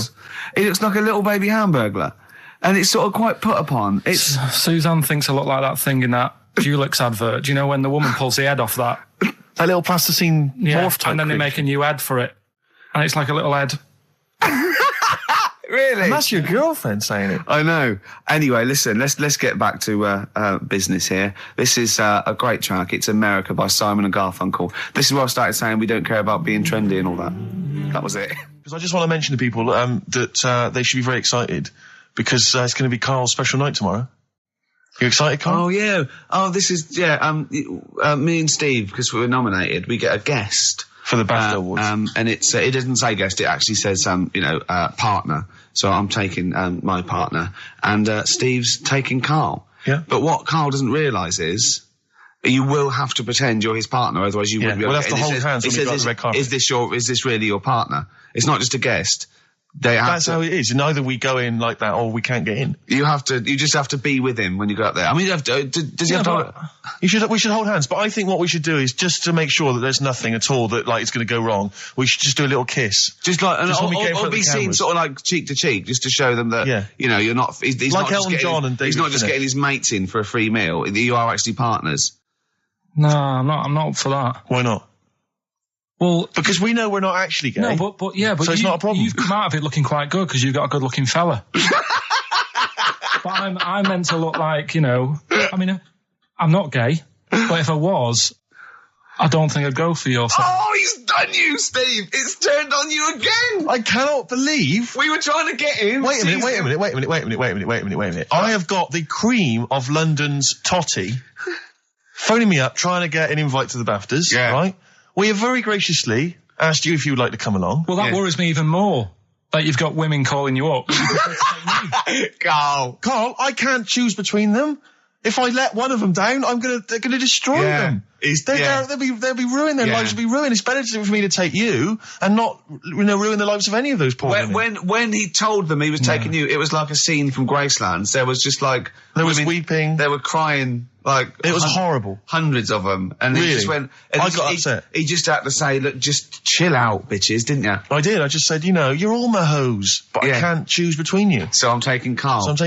He could get you a discount frocks. No, I had a letter from the people that there's an organisation. No, listen, Carl. There's an organisation that sponsors the BAFTA Awards in terms of clothes and fashion. They sent me a letter. They said your partner. They've not specified the sex. They've said your partner can come along and choose an outfit. Now I suspect, by the look of it, it is a woman's outfitters. I'm thinking we could get you a lovely trouser suit. Well, it may look feminine, right? But I think people will be fooled. It'd just be a little bit roomy in the hip and probably narrow on the shoulders, but you're a bit skinny. Why don't you take it? Because it's a lot of an insult. And maybe just some pearls as well. Be lovely. Wouldn't you? I haven't got anything sorted to wear yet. See, you're slagging me off. You're likely to end up going in a tracksuit. I'm going out today. I've never bought a suit since I was like 11, right? I went to my brother's wedding. That's the last time I wore a suit. No, but it's like how when I went to the BAFTAs with you and I wasn't really enjoying it, you were I like... can't... He's what? No, you didn't tell us this. Ungrateful. There are so many people. You're like a little charity case. You're like... Oh, God. I had chicks queuing up around the block. You'd usually have to. Someone like you would have to write to Jim or Fix It or Esther Ranson to get them to meet us sort of people. And now it's on your doorstep. I'm amazed that you didn't enjoy it. Why didn't you enjoy it? You got to walk down the red carpet. You went in. There was George Best, one of your footballing heroes, was there. A load of other big names. You sat there in prime position. You came backstage with a load of other big names. Hey, you had a lovely bit of grub. You were filming this thing for the DVD you were making. That's you, a cameraman on our DVD. And yet you think, now you look grumpy because you had a couple of pints and I can't believe it. So tell us why you didn't enjoy it, because the ceremony, what didn't you enjoy about that? It was interminable, wasn't it? Far too long. Wasn't it awful? 3 boring. hours. I'm sorry. I thought you were going to say something. Really? Sorry. 3 hours. Yeah. I mean, I suppose for you two, at least, you were going to get something. Sure. Yeah. But with me, it's like, I've never graduated or anything, so... Have you not? I'm trying to think of a situation. Basically, I sat there for 3 hours knowing that I'm not going to get anything out of the night. Yeah. Right? Now... when we invited you and you said yes, did you think you were up for an award? No. I thought we were going to be sat round tables, having a nice bit of food, whilst people are going up there winning awards. Yeah. But 3 hours of the same thing over and over again. I mean, if a film's 3 hours in the cinema, you go, well, it's long, but, I wonder how it's going to end. Yeah. But this was just like the same thing over and over again. Some guy going up, thanks a lot, cheers for the bit of brass. And then going down, sitting down, the same thing over and over again. Honestly, right, I'd say it was one of the worst things I've ever had to do. I enjoyed the night afterwards when we did have a bit of lamb and a nice bit of veg and that. That was all right, and I went home and I was happy, and I got the little freebie bag that you're talking about that we're giving away. Yeah. Which wasn't much good stuff in it. Oh, all right. Right. No, what would you have done on that Saturday night? Suzanne what would you have done or the Sunday night rather, what would you have done had you been at home? I would have stayed in with Suzanne, right? Watching telly, having a nice bit of pate on toast or something, cup of tea, watching 24. But instead, I had to buy an expensive suit, so I didn't show you up, right? That's what we do. Yeah. How much did you spend on your suit? Well, in total, right, because, you know, the shoes and the suit and the shirt and the tie, it was about 600 quid. That's the most expensive evening ever. And that's what I'm saying to you. And the daft thing is, it's dark in there. I don't know why you've got to wear a nice suit. You can't wear a tracksuit, for goodness sake. It's dark in there. No, just the shirt and that. It doesn't make you a better person wearing a suit. No, doesn't make you a better person. No. We're not claiming it made you a better person. No, but that annoyed me. Yeah. I mean, it was an experience, innit? That's why I went, because you think, if I didn't go, if I would have said to you when you invited me, no, Steve, I don't want to go, then I would have never known, right? Yeah. And that's my sort of thing in life, right? Yeah. If something comes up, you should take it, even if you're not going to like it. It's a bit of an experience. Right. Do you know what he said to me? I phoned him up because we had to meet up, and obviously he had to pose as my gay lover. Yeah. To get in, right? Yeah. He phoned me, what? You said something to me like, I bought a suit, I'm looking good. He said, I'm looking good. People will think, how on earth did he end up with that good-looking guy? So he got into the role. That was what he said to me. He started getting into it. Such an insight. Play a record. I just must say that we've had an email from Daryl Foss. Lots of people have emailed in and said, well done on the BAFTAs and well done on your Room 101. They really liked that. Thank you. There's one guy, Daryl says, Ricky, has your dad only got one D-Mob suit? Because I don't know if you noticed, but Ricky wears the same suit every single time he appears on TV because he spent a fortune on it getting it tailor-made. I've only got one. It's a good suit and I know. It all the time. And it's winter as well. It's like a pure wool, so I'm sweating everywhere I go. Anyway, usually it's too much cheese. I won't be buying another. Huh? I won't be buying another one. Ever. Yeah, that's it. Yeah. Suzanne told me today, right, because I've handed it in today to have the trousers turned up a bit. Why? Because it was a bit of a bodge job for the night. Yeah. Right. It was just some pins sort of holding it up the other night, but you didn't notice, and I didn't tell you because I thought you'd be getting on the stage and saying, "Look at that freak over there with his pants end up." But I took it to the place to get it done. Suzanne tells me that I'm going to start shrinking now and getting to that age where you start going small. I know that must have been a revelation to you and a worry. Like, how small do you get? How small do you get? Oh, Right, what are we playing now? I thought we'd have a bit of Marley music. Marley music. Oh, Okay. go on. If These Old Walls Could Speak by Jimmy Webb. Might play another track off that later if we've got time. What, today? Yeah, well, maybe, or maybe next week. We've got lots to pack in. We've got things like New Order, Cure. Oh, I'm just hoping that all those kind of new metal fans, Rick, can just calm down for a second, you know, Yeah. and just enjoy that for what it was. yeah. I hope their snobbery is not going to prevent them from enjoying I it. hope they can just leave it alone for 2 hours for our show. Because Exactly. we try and, try and pack lots of Well, whilst stuff you're in. talking about new metal, can I just say Ian Camfield is here tonight. He's What? moving from Fridays. Right, what the hell does he think he's doing? He's just offering up information now. No, it's just that you were talking about the new metalers, and now seems like a good time to Carl, say- listen, you're here for our amusement. Yeah. You don't sort of come in any time you want. When we decide it's time to sort of have some fun at your expense, then we'll let you know, but Yeah. otherwise... We're not here to help other DJs or even this station. We don't give a about this. See, this is what my girlfriend said. What's that? We should listen to her. She knows what she's talking about, clearly. Now put your microphone down, She said they just wheel you out when they need you. switch your microphone off, Carl, and let us finish what we were saying. Right, just What were Yeah. we saying, Rick? Ian Canfield has got a rock show Oh, right, yeah. starting today. It's 4 hours of pure rock. Yeah, he's probably here smoking, drinking Jack Daniels and just like having pictures of Vance put up around him to get in the mood. Then he'd go out and rock. Carl, don't be silly. Turn your microphone on. We're joking. Is that right? When's he on? 8 till 12 tonight, 4 hours of rock. Lovely. Listen, some big classics coming up, plus huge news about Carl. Please, let's play some more ads. Do you really want some ads? I'm tired of the music and chat. Please play some more ads, Carl. Please. Carl. You are going to be a turntablist. Yeah. Steve never learnt an instrument, which he regrets. And he's a modern lad, and he's using turntables as his instrument. I just got 2 turntables and a microphone, and so far, seriously, I'm cutting out big style. No, don't laugh, because it is mental, the kind of stuff I'm coming out with. And I'm scratching, I've got the beats, matching. Can you imagine that? Shut up! It's that. No, if- look at the Chemical Brothers, for goodness sake. If you're talking about freaks, look at those weirdos. Man alive! At least you cut your hair at Gavin. You know that whatever it's called. They used to kind of at least faintly appear in their videos. The recent one is just some shots of like what you see from outside a train. To them, that is more glamorous and exciting, apparently, than seeing the lads themselves in the video. Who do you think's cooler to look at, Steve or the Chemical Brothers? Steve. Definitely, yes. You're absolutely right, Carl, and that's the first sensible thing you've said for a long time. If I was to work with Steve on some music, if I had the choice, I think Steve would look better on an album cover. Really? Yeah. What would you do? Would you change him at all? What would you do with his image? I'd put him in the distance, so I can't believe this is... No, just so you don't look as tall, that's doing you a favour. You know, I was on the tube, right, coming in to meet Gervais the other day, and I was wearing a suit, and my mobile phone slipped out of my pocket, and it landed on the seat, and I didn't realise this. And as I was about to get off, some bloke who was sat there like an old guy, he picked up the phone, he went, "Oi, lanky, you dropped your mobile phone." And I was like, well, I thank you for pointing out I dropped my phone, but did you have to do the lanky? Well, you knew who he meant. I bet you turned round straight away. It worked. Knew he meant, Steve. But he's done you again. But I was the only person stood up. It was a fairly empty train. Was there any other lanky people there? No. Well then. No, but my point was there was no one else at all who was about to exit the train. Okay, so he didn't need lanky. He could have gone, "Excuse me, sir," or "Oi, you," anything, but "Oi, lanky."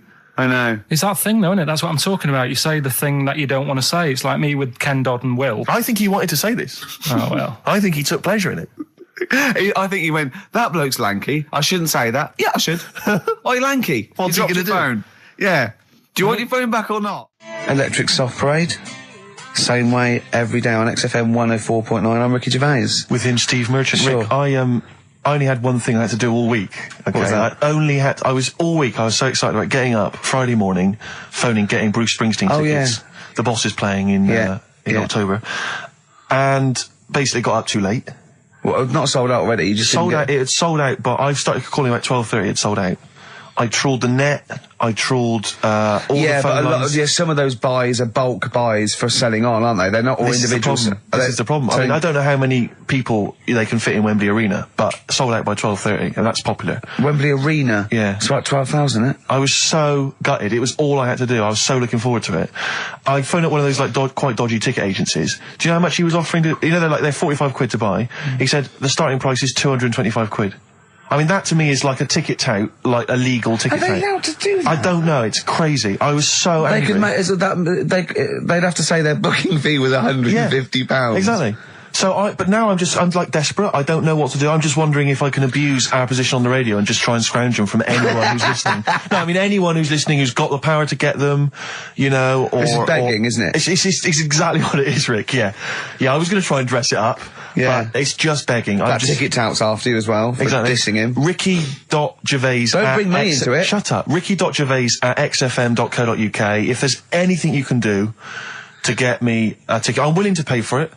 Up to the price of 45 quid. Yeah, wow. No, second hand. Yeah, 30. Yeah. You don't want to throw your money around, I'll Steve. give 25 quid, come on. Don't you know who I am?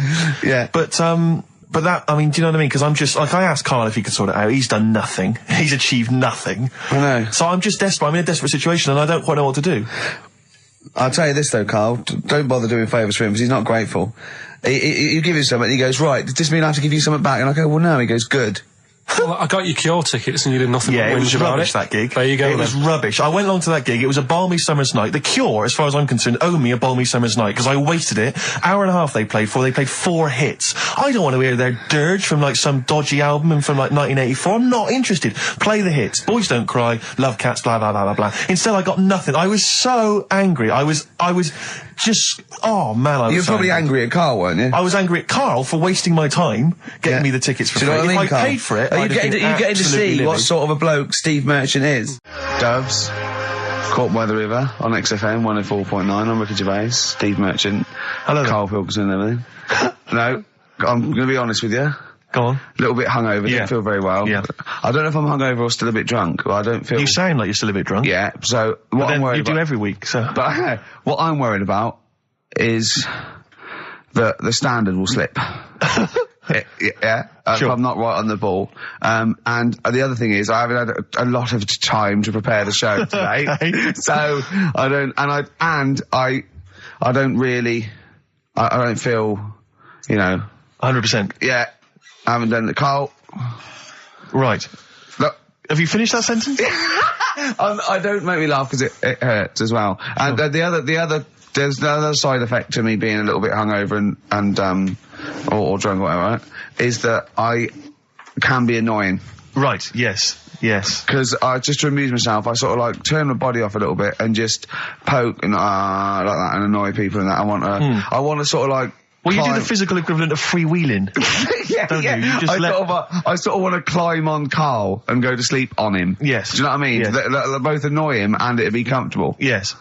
Which is, can be annoying. Just a little thing just to make this show a bit easier. If you'd put your hand up when you want one of us to speak, because I'm not quite sure when the sentences are finished. The hands are up. Okay, good. So, the hands are up. Okay. Okay. Good, alright. Okay. Are you gonna just keep them up the rest of the show, or? No, Karl, do what you, huh? Good, alright. Do you want to, is there an excuse as to why you're a bit hungover? Too much wine. Okay. Last night, yeah. Yeah, good. Thanks for Okay. that. Because this is the only work you've got to do all week, isn't it? It's like, unless I'm very much mistaken. You don't have to do anything. You just sit at home eating cheese. Yeah. Then occasionally you do a bit of sort of shadow boxing. And that's exercise. And then you sit and watch TV. Yeah. Is that roughly what you did this week? Yeah. Uh-huh. So this is the only 2 hours you had to do anything for all week. This is you had to prepare for this. Yeah, but who can plan a hangover? Right. You'd think, Karl, you said you had some stuff. Yeah. What have we got? I love the fact that, whereas I was a little bit slow, Karl there leapt into action to keep this show afloat, keep the pace up. Go on. Right, well, Karl, are you hungover as well, or? I'm just a bit annoyed because I'm with you. Do you know what I mean? He hasn't got much to do all week. You're having a laugh. What?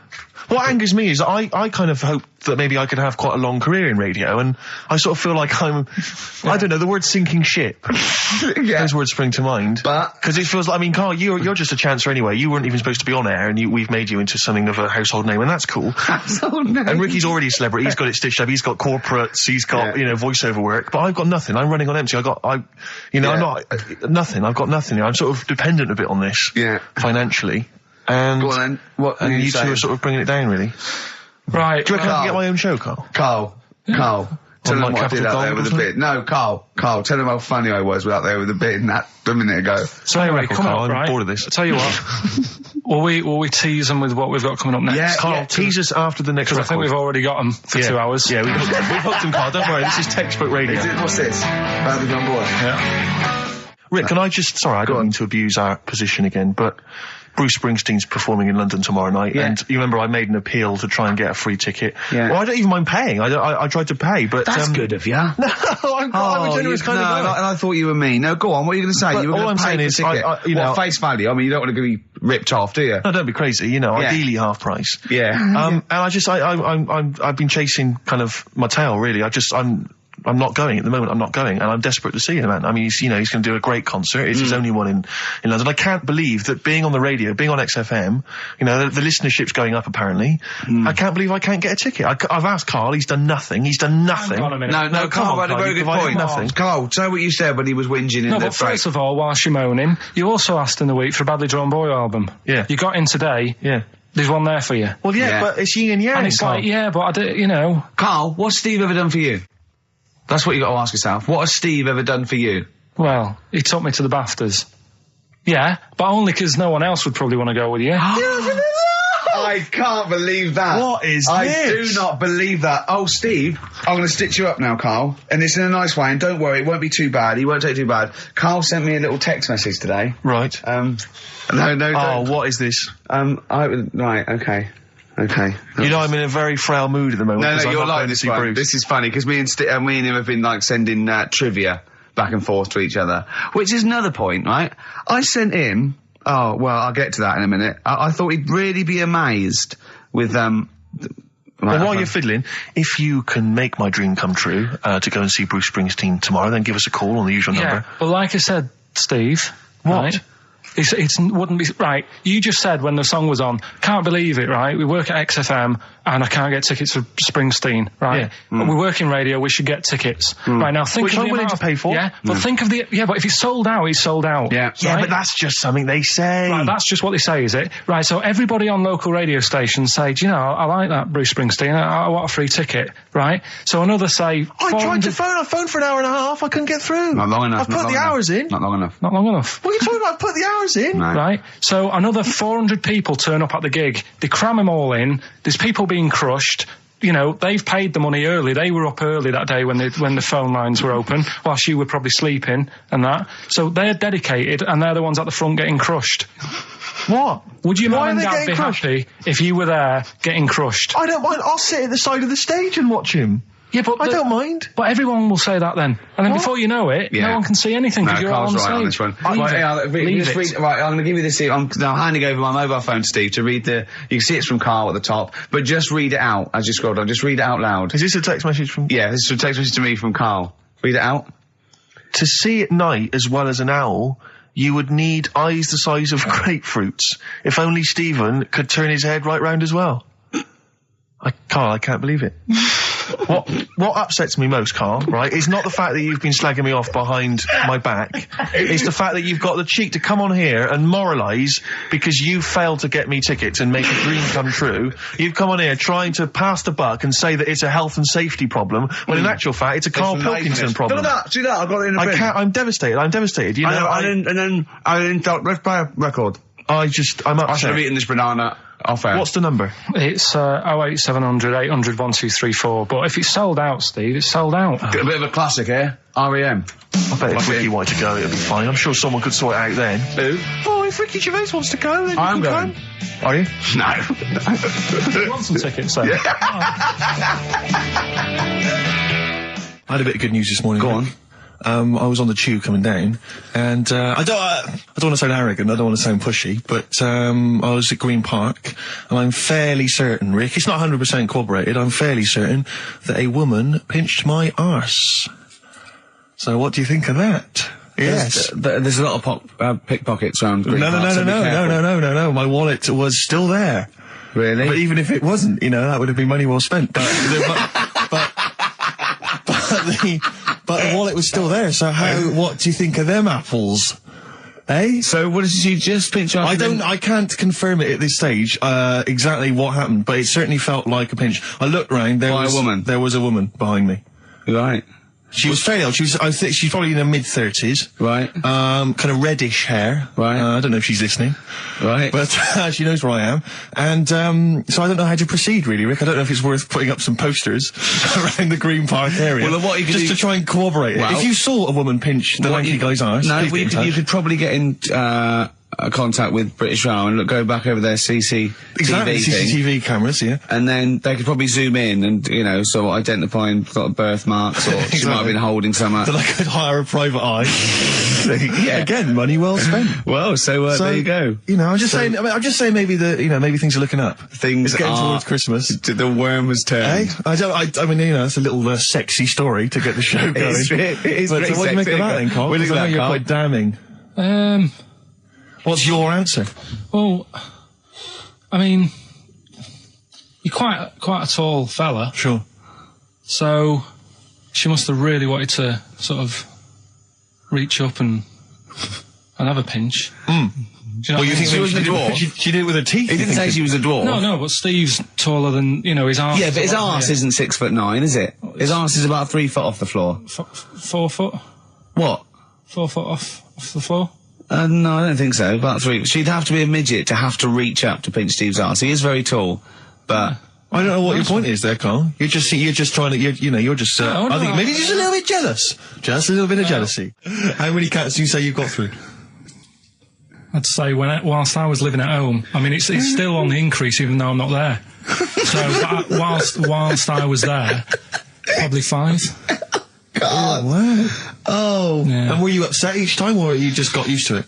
It's one of them things, isn't it? Like I've said before, when you first see something, it's a bit of a shock. Do you know what I mean? It's like the Elephant Man or whatever. Yeah. First time you see him, it's that sort of, oh, look at that. Do you remember the first time you saw Steve? No, I'm not being funny. Do you remember the first? Yeah, but I've said this before. It's always then you get used to how people look, and you don't. No. I'm gonna burst. You have to play a record. No, because I just see Steve's face. No, but I've got used to it. Shut up. Carl, you know our mate Johnny? He's a Doctor Who fan. Yeah. Do you remember? He bought the Doctor Who magazine, and he went to the toilet, and Steve got post-it notes and put geek on every page, and Johnny opened it on the tube, right, and it had geek and everything, and Johnny bought in the new Doctor Who magazine, I think this week's or this month's, right, and they've done the perfect Doctor Who fan, right, what the geek is, right, and it looks exactly like Steve. All right, don't have a go, Rick. It does, and I'm going to try and put it on the website. It's amazing. It's got your hair, glasses. It stands like you. It's sort of dressed like you, and it's only. It's hilarious. And he was. I mean, I'm insulting you now. It sounds like an insult, but if you'd see it, you'd laugh. Well, Rockbusters, right? Yeah. Right. Here we go. Just a little bit annoyed. Just 3 clues. We've lost all the energy in this show, haven't we? Well, I can't get over that insult. I'm just a little... No, Three. we did though. It just came out, no, I can be honest with you, Things, Ricky 3 came out of left clues. field. I wasn't expecting an insult. No, but I There think was a sense of camaraderie on this. No, I'll side. bring Just it in, email and in you'll see what I mean. ricky.gervais at Right, play a record. I'm xfm.co.uk. just annoyed. I can't What are we listen to doing? Robert's I'm just reading out the clues. Should we put this? Let's put this one in for the Sony Award. Let's put this show in for the Sony Awards. Play a song, Carl, because I need to discuss things with him. I've talked before about him Edit slagging it me off. down. Get this down to 3 minutes. It'd be a great show. Rockbusters in a minute. XFM. Lonesome Day by Bruce Springsteen from his new album The Rising on XFM 104.9. Ricky Gervais, Steve Merchant, Karl Pilkington. Foreman just phoned in and said to Karl, stick up for yourself. Don't listen to that Merchant. He does my head in. He's so arrogant. I don't think I'm arrogant. I think I'm mean. Yeah. I just think I'm sort of objectionable. I don't think it's arrogance. I think it's No. sort of nastiness. Yeah. I'm just not a very nice person. But believe me, I'm not arrogant. I think I'm pathetic. What were you talking about earlier about glasses as well and Steve taking his glasses off? What was that? What are you saying that in front of him now for? Was it an insult? It wasn't really an insult. Carl, what were you up to? No, what was it? I genuinely don't remember. I genuinely don't remember. Right, Steve, I'm not having a go. Right? Just saying how people, it's a bit weird that you've got glasses because you've got a good pair of eyes on you, right? that isn't an insult. What were you talking about though? What was it? Why did It was the fact that people who wear glasses always look a bit weird without them on. It's like, you know, they should wear glasses. Okay. Why did we get round to this? What was we talking about? What were we talking about? I don't know. I don't know. I don't know what that was. It sounds like an insult, even it wasn't No, intended as it one. wasn't. It sounds It like an wasn't. insult, Carl. It does, yeah. No, it wasn't. I But should be listen- allowed to punch you every time you insult me now. No, but I'm not I'm having a doing it. go. I'm going to give you a dead arm. Look, Steve, it's you. You always even if it wasn't, you intended it to be one. what you? Oh, that was real. Play a record. But It's That's what you mad. get every time you insult me from That's now on. mad. Oh, is this the Cardigans? Great. Brilliant. I didn't even say anything. It makes me feel better. It makes me feel better. I can enjoy the rest of the show. Yeah. Before we carry on with anything, I should just tell you, we're on the subject of emails. There's one emailer we're always looking forward to hearing from. Dickers! Richie Anderson. Dicky Docky Doo. Richard Anderson. Thanks for emailing. He's And, my biggest fan. he's now. one of the biggest fans. He absolutely loves me. but not afraid to offer some constructive criticism. Go on, That's what's the he great said? thing about Dickie.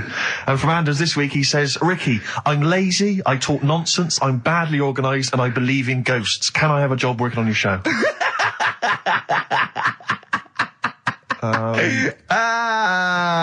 Possibly, Anders. Maybe send in a CV.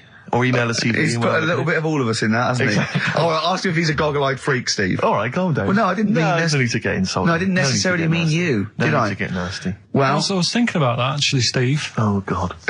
Just talking of the old. What? What? Talking to the what? No, do you know like? This better be good. No, you don't have that many girlfriends. And that. what do you mean? Carl, why are we on this? I was defending you in the whole monkey discussion. Come on, what's your point? What's your point? What's your point? No, what's the point? What's the point? I just was thinking. If there was an infinite number of Steves? You're an odd-looking fella. Come on, Carl, get to the... No, you know I know quick. that. I've told you that Cut loads to of quick. times. What do you mean, you know I know that? Well, there's no point pretending anymore. Steve, I'm flabbergasted. But also, you don't like spending money, right? He's mean and weird looking. Valentine's Day. Are you sort of, you know... You've got to love him now, haven't you? What are you happier with? The fact that no girls like you enough, right? This is really mental. Or are you happy because you don't have to spend any money on a card for someone? A little from column A, a little from column B. Wait, let's have more monkey news. What have we got? No, we've got so much to get into this show. Insults. We don't need the stupidity. insults. I think we've got enough. We don't need the Yeah, insults. there's no more insults. No more What insults. angers me with Carl is you know he's been planning that. No, I haven't. I was thinking about it on the way in because Valentine's Day is coming up and I'm not a big fan of it. Condoms? You bought your girlfriend a box of condoms for Christmas. I don't think you can have a go at me. To be fair. No, but I don't just treat her on Valentine's. I'm always... Do you know what I mean? You don't even treat her on Valentine's. You don't even treat her at Christmas or on her Hang birthday. on. When do you treat her? Hang on a minute. Wait a cotton picking minute there. Oh, why I order. Wait a minute. What was that? Tiffany Dog.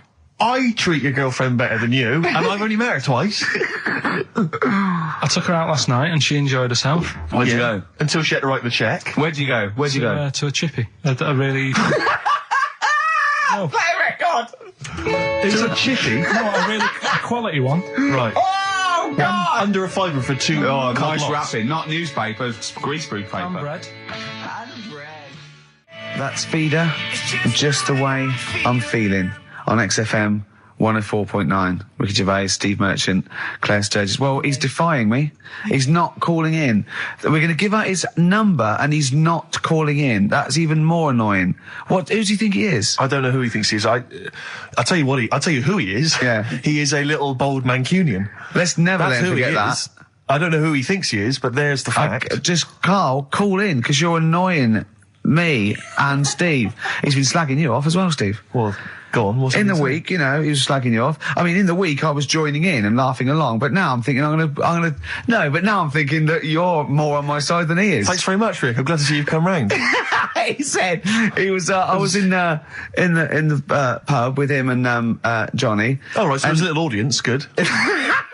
And he went, have you seen Men in Black 2? I went, no. He said, have you, Johnny? He went, no. He went, there's a thing in it that looks just like Steve. And I went, what? He went, it's a thing, he's got really gangly arms and bulbous eyes, and it just works really fast in the aliens registration thing. And I went, all right. I said, we'll bring that up Saturday. Since he's not here, you know, what do you think of that? Well, the reason is that I think the problem I have with is this, that if I was to say things like that about Carl, I'd destroy him. He'd be a broken man after I'd finished with him. Call in, Carl, or Steve's going to say a few things about you. I'm going to get a couple of home truths out there. I can't believe it. I cannot believe it. Yeah, we were, you know, at the time I was joining it, we were, slagging you off on other things as well. Sure. But now I'm thinking, maybe you were wrong. Maybe I was taking the mickey out of the wrong person behind their back. If you receive any phone calls from people you don't know, we don't know anything about that. Instantly, we don't know why that is happening. That is just going to be a weird, spooky thing. So And don't bother telling the story about Men in Black 2 either, because I don't think people will be interested. actually, on the subject of Men in Black 2, What? Have you seen that, Steve? no, I haven't, Carl. Tell me about You it. should see it. Go on. Why? Because there's this thing in it. Go on. Uh, What, a stupid, bald Mancunian tosser? no, weirder than that. There isn't anything weirder than that. Big eyes, it was gangly. Keep talking. You've got to see it, because you wouldn't believe how the likeness and that. You've got to get the film out tonight. Right. It's not as weird, it had a normal voice, right? He's done you and he's not even here! I'll tell you what, mate, it ain't worth coming in next week. Stay on the line, Carl. Play a record, Claire. Kings of Leon, Molly's Chambers. What do you think of that, Carl? Alright. There's a surprise. Oh, Another I tell you insightful what, remark. Steve is not a fan now. Not only does he know you've been slagging him off behind his back. No, I wasn't slagging Steve. If you get it out on DVD tonight, you'll know I'm not slagging you off. It could be your brother. I love the fact that it makes it worse, but he's thinking you're going to go, oh, he wasn't slagging me off. It does look like me. I do think I'm an alien. I love the fact that you hope Steve will go, he's got a point. It's a spitting image. Yeah. I am, seriously, Carl, I'm really angry. I'm so angry with you at the moment. You haven't seen it yet? No, I know, because I know what it's going to be, and I'm just... Why? I'm fuming. I'll tell you why I'm angry, because he doesn't do it in jest.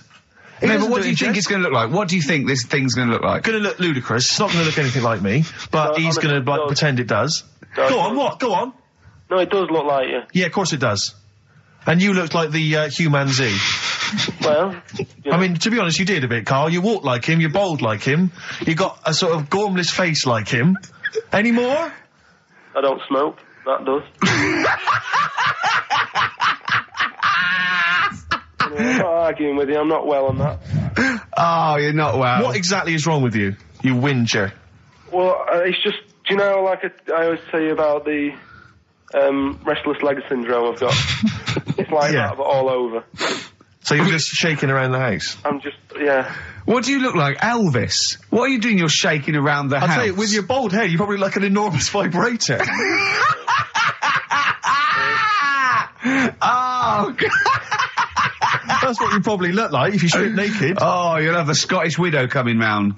Oh, dear. That's, what's her name, by the way? I heard you talking about that. That's, Amanda Lamb. Amanda Lamb, who's in the Place in the Sun programme. Is she actually a widow? Is she a Scottish widow? Hoots, man, my husband's dead. Do you want any money and a bit of my clam? Brilliant. All right? That's the sort of quality you've missed out on today. Well, anyway, you're going to be back next week. I guarantee we need you back next week. Yeah. Yeah. Well, how do you know? Also, how did you know you were going to be ill today? Because you phoned and arranged this yesterday. Convenient. And I spoke to you yesterday and you didn't sound very ill. I felt ropey yesterday. You've got a bit of a bunged up nose. Even though I have a bit of a bunged up Even though I was nose. ill, I still sorted it out. Yeah? I'm a little bit sweaty. Even though I was Carl, ill, sorting it I out does sorted not it mean out. you phone up Sturgis and send her down. That's not sorting it out. That's making things worse. Have you learnt nothing? Thanks, Claire. If you're not part of the solution, you're part of the All right, problem. mate. Yeah. My leg's a little bit achy. Oh, wearing wet jeans. Oh, I put wet jeans on again. My lasagna it was frozen. Can you hear the venom and hatred in our voices today? We genuinely are upset and angry with you. Yeah. Can't believe it. I cannot believe that Right, well, the thing is, we'll be back to normal next week, right? We've got Billy Elliot doing the film next week. Right. Any prizes? Got some good stuff. Have you got any films with Burt Reynolds in to give away on VHS? And I'll see you then. Great, we're looking forward to it already. I'll see you later. See you later. Hot heat, bandages, XFM, we're off, innit? That's it, it's all over. Yeah. Back next week. Yeah. Thanks, Claire. Bye. Total respect. Yeah, Yes. nice one. Keep it real. See ya. Carl, I need the phone number of your girlfriend. Let me explain why. I was lucky enough, once again, to be on your quiz team this week. Ricky... Still to beat me. He's still to beat me with his team, yeah. Second I came. We sort of, the gang here and some friends, we sometimes go down to a pub quiz in the local area, and I was very nicely, I was invited by Carl to be on his team. Twice now I've been on that team. Ricky's always on another team. And what can I say, Carl? Do you mind me saying this now? Because I've analysed the team, and it's very much your team, and you've put the team together. You've recruited some excellent personnel. Your girlfriend's very, very good on the team, as is one of her work colleagues. And you normally bring in, someone like myself. I like to think I'm providing something with the entertainment section. I seem to remember last time I answered at least 6 or 7 questions that other people hadn't got. So I felt I provided something there. Carl, I rather like John Harvey Jones, who used to be called in to sort of troubleshoot companies. I see why you are not winning ever, and it's a rather pricey contest, isn't it? It costs a tenner to enter per person, and unless you get in the top 3, you're not going to get to see your money back. No. So I think you're going to maybe need to step down from the team, because Carl, I'm not sure. I am not sure. You consider yourself a kind of player manager, but frankly, I'm not sure you're providing enough. Right. See, this is funny, because as bad as I imagine you are, I don't think Steve would make it into my team, so he's getting a bit cocky here. I want to know what your opinion of him, because he's told me he's great on it. Well, you bang out of order, first of all. Okay. Do you have a good night when you're with us? I tell you what, I wish I'd lost a tenner every time I've come down. That would have improved it. You point out there about the football analogy. Mm-hmm. Alex Ferguson, when did he score a goal?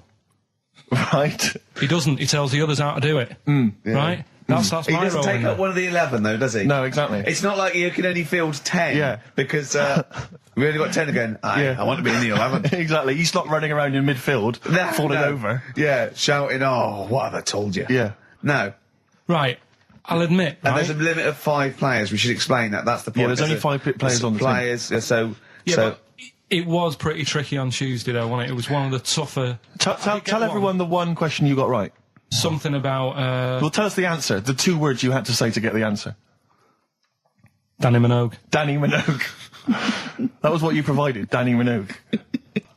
is this valuable? Well, no, not really, because there was at least 2 of us who also knew the answer. Oh, well, we gave him. He didn't provide anything. No, exactly. We gave it to Carl. We massaged his ego. Oh, but dear. I just feel Carl. do you know what? I feel a bit bad now, because I just he had a crushed face then. Can I just tell you right now? He just can't believe this. Can I just tell you right now? I think the problem is this.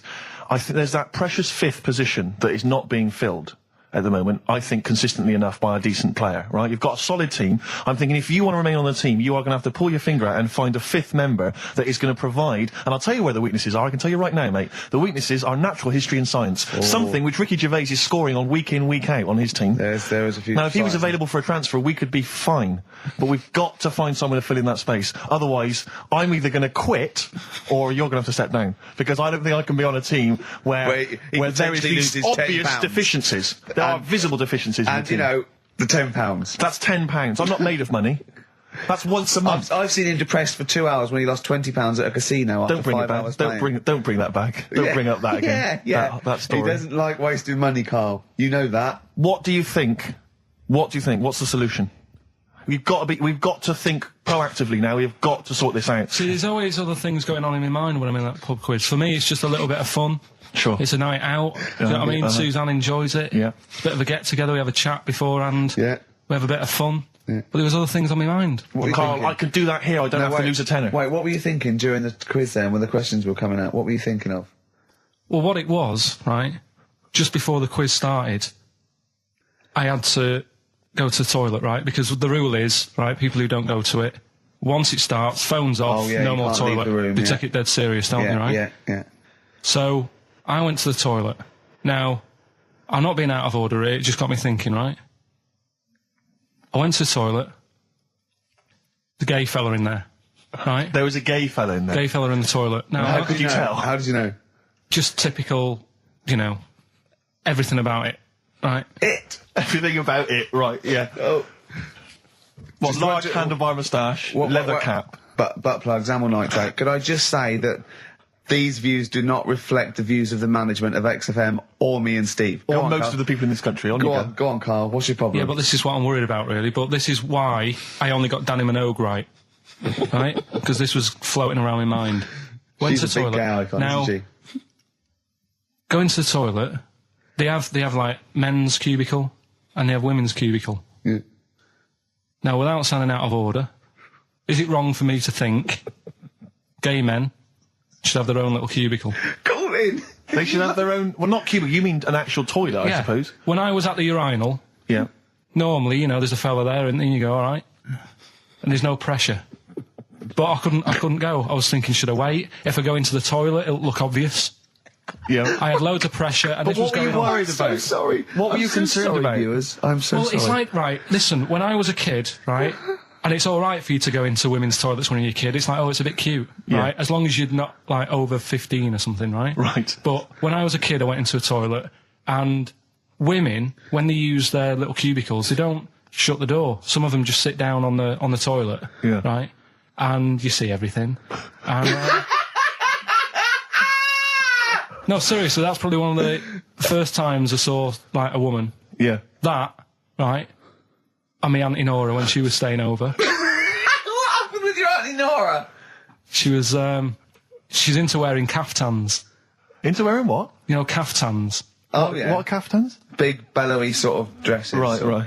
And, yeah, I used to sit on the floor at home in front of the telly. Sure. She was on the chair behind. Yeah. She did a bit of a sort of a Sharon Stone scene. Oh, God. Yeah. Did you see it? There was no underwear. No. What age were you? What was it like? What age were It you? was like a ripped tennis ball. So. What? Right, we're off air. We're off air. Either that or put us in for the Sonys. The French have tried to keep that secret for over 100 years, It was only Steve. the upper crust people. Yeah, nearly 200 years. That is a top secret. Somehow Euston Station upper crust got hold of a document left behind in an old sea chest, possibly Napoleon's, could have been Josephine's. Unfortunately, jotted it down. He's kicking himself now. Oh, Secret, I cannot believe I left a note. If he talked like that. He did. He did that, yeah, he talked English, but in a very funny French accent. Do you remember, there was one thing that, talking about funny French accents. It's the Ricky Gervais Show with Steve Merchant. Thanks. You were going to tell us a little story about a Just Volvo passed my estate. test. Yeah. My parents had a big Volvo estate, and it's quite a big car don't to show drive. off. My parents didn't have a car. But I know you don't drive cars, Rick, but it's got a big car to drive if you've just passed your test. It's safe though, isn't it? It is very safe, that was the thing. Yeah. And come from the West Country, obviously, there's quite a lot of windy lanes. No, you're joking, do you? They have cars there. Oh, here he comes. Blimey, Carl. Learned on a tractor, automatic it was. Do you want me to tell it or not? Oh, don't go about the accent. Oh no, I'm not worried. Oh, go on. Go on. So I went to this You party. never got him being from the north. Not when he's telling an anecdote. He's never told an anecdote. Oh, yeah, fair point. Yeah, go on. I remember once, right, an American came to our school. We were all about 13 and 14, and he was like, you had to be his friend. And there was like people vying for his attention because he was sort of like this cool American bloke, right? And, he was like good at sports, straight, he's always, it's just great. And, I remember someone saying like tube, a toothpaste, and he laughed, said tube. I go, well, what is it? They said, tube. It's tube, right? And people go, no, it's tube. Right? And they go, it's tube, right? And I went, I say tube. He went, and they sort of looked at me, and they just thought, you liar. That's what, no, I say, let me think. No, I say tube. Oh. When you're a kid, like, any American you ever meet is the coolest thing. It doesn't matter if it's a huge, fat bloke wearing Bermuda shorts and a camera on his neck. It's cool, because they speak with an American accent. Well, that is cool. And they say... Being a huge fat bloke in Bermuda shorts is cool. Sure. Yeah. That's what you keep telling yourself. Yeah. I'm growing into that look, says Rick. 41. Again, most of my knowledge of the sort of Tsarist Russia comes from Rasputin by Boney M. Well, listen. Yeah, he was the lover of the Russian queen. They put some poison into his wine. Yeah. They shot him till he was dead. Yeah. Which is, go on. Right, well, this. Oh, those Right. Russians. Loch Ness, the monster, Yep. Sure. probably doesn't exist. Okay. What it is, Interesting. Hold on, interesting. Oh, interesting. It's- What they thought Not list probably didn't exist. Curious viewpoint. Hold on. What proof have they got for that, Carl? How can they go around saying stupid things like that? it's methane, Right. Again, in Loch Ness. and people have seen, what's the lake it's in? Loch Loch Ness. Yeah? It being the Loch Ness Monster. Yeah. That's where it lives. That's how it finds its way home. That's certainly the clue. Yeah, If you get again, Carl, that's the clue. Yeah, if it go, and it's, if it's wondering, it goes, excuse me, would you know where I'm being the Loch Ness Monster? Where would I be going? Oh, you'd be going to the Loch Ness if that's your home. It's way over there, you big anyway, monster, you. So the bubbles from the Sure. methane bubble up out of the water. Yeah. People think, oh, God, it's a monster's head. But it's not, it's just water sort of shooting up because of the bubbles. Well, that's two of the great mysteries of the universe solved by Karl P on a Saturday afternoon. That is fantastic. So that makes me think a lot of things. So when mediums are sort of like going, oh, I've got something coming through. Do you think they are exhaling a lot of methane gas, and thus making them not think straight? Do you think everything's down to methane gas? Do you think that all the mysteries of the universe are down to methane gas, Carl? What did it say in the documentary you saw? About what? What was the budgie happy? We know that budgie was sad. Was it in a room? Because they used to take canaries down the mines, didn't they? They used to take canaries down the mines, they'd smell the methane, and then the budgie would be happy. I'm not going to teach you anymore. Play a record. Should we introduce this, shouldn't Go on, then. I? Always Beatles, Long and Winding Road. Smooth. Are we getting paid for this? Our Freaks Electric, Richard X and the Sugar Babes on XFM 104.9. Well, nearly through. We've had a few laughs again, a few tears. Absolutely, as always. Oh, excuse me, and don't be alarmed. I look quite frightening, but I'm merely a nice monster. I seem to have lost my way home. Could you direct me in the right direction? Nice to meet you. Yeah, Karl Pilkington. Hi. What's your name? Why do you need to know my name? Well, it might help me to find out where you come from. Oh, my name's the Loch Ness Monster. Okay, all right. Give me a second. What was your name again? Loch Ness Monster. See, this is what I mean. I just run this one past you just on the off chance. Yeah. Because maybe that you change your opinion slightly. Yeah. Feng Shui teaches you to use your environment wisely. Sure. If your land and the surrounding area is undulating, it's said to house auspicious dragons. When land is flat and featureless, the dragon is missing and the land is said to be less auspicious. Excuse me, they call me the Brixton Dragon. Sure. I seem to have lost my way. I know it's South London somewhere, but could you help me find my home? What's your name? Well, they call me the Brixton Dragon. Right, where are you from?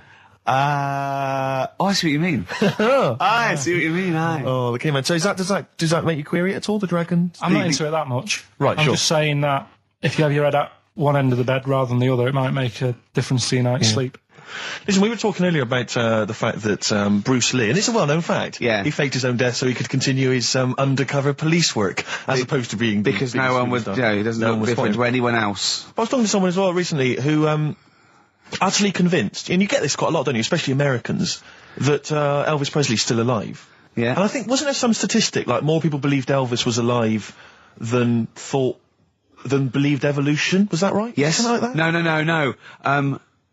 No, it's something worse than that.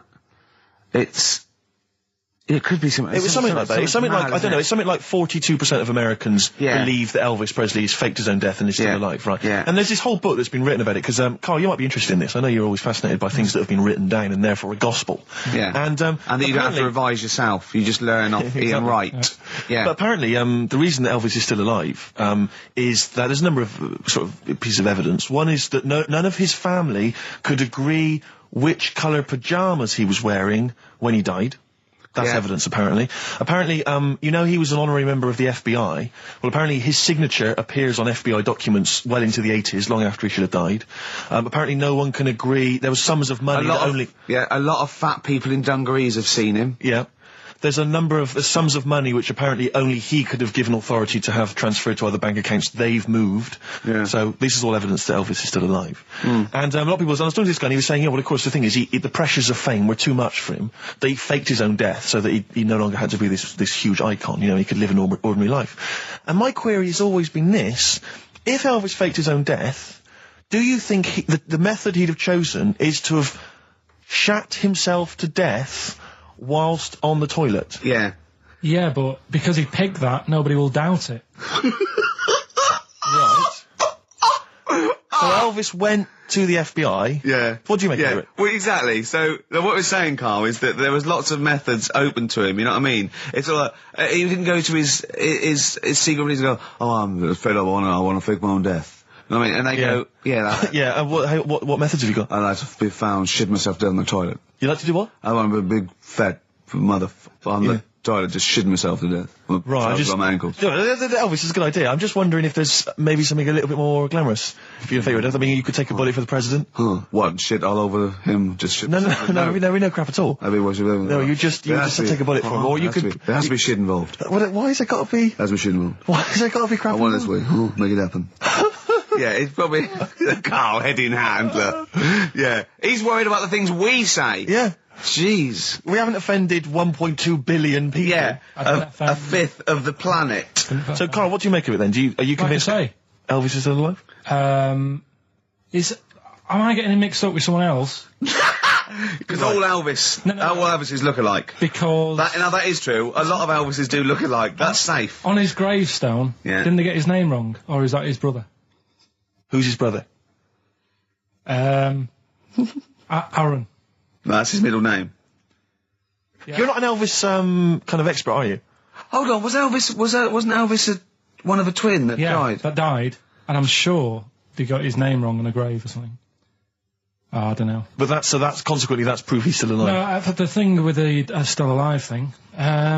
Like I say, he picked that awkward death because nobody would be saying, hang on a minute, going round upsetting the family, wanting to talk about it because they'd be embarrassed to be saying, you know, he was found sort of in a pile of mess. Weighing 25 stone. Yeah. So... Because you notice he also expanded to a huge size as well, so he was just a huge fat blob of a man. He also did that to add, you know, extra... To the glamour. I don't quite understand these people who fake the deaths because...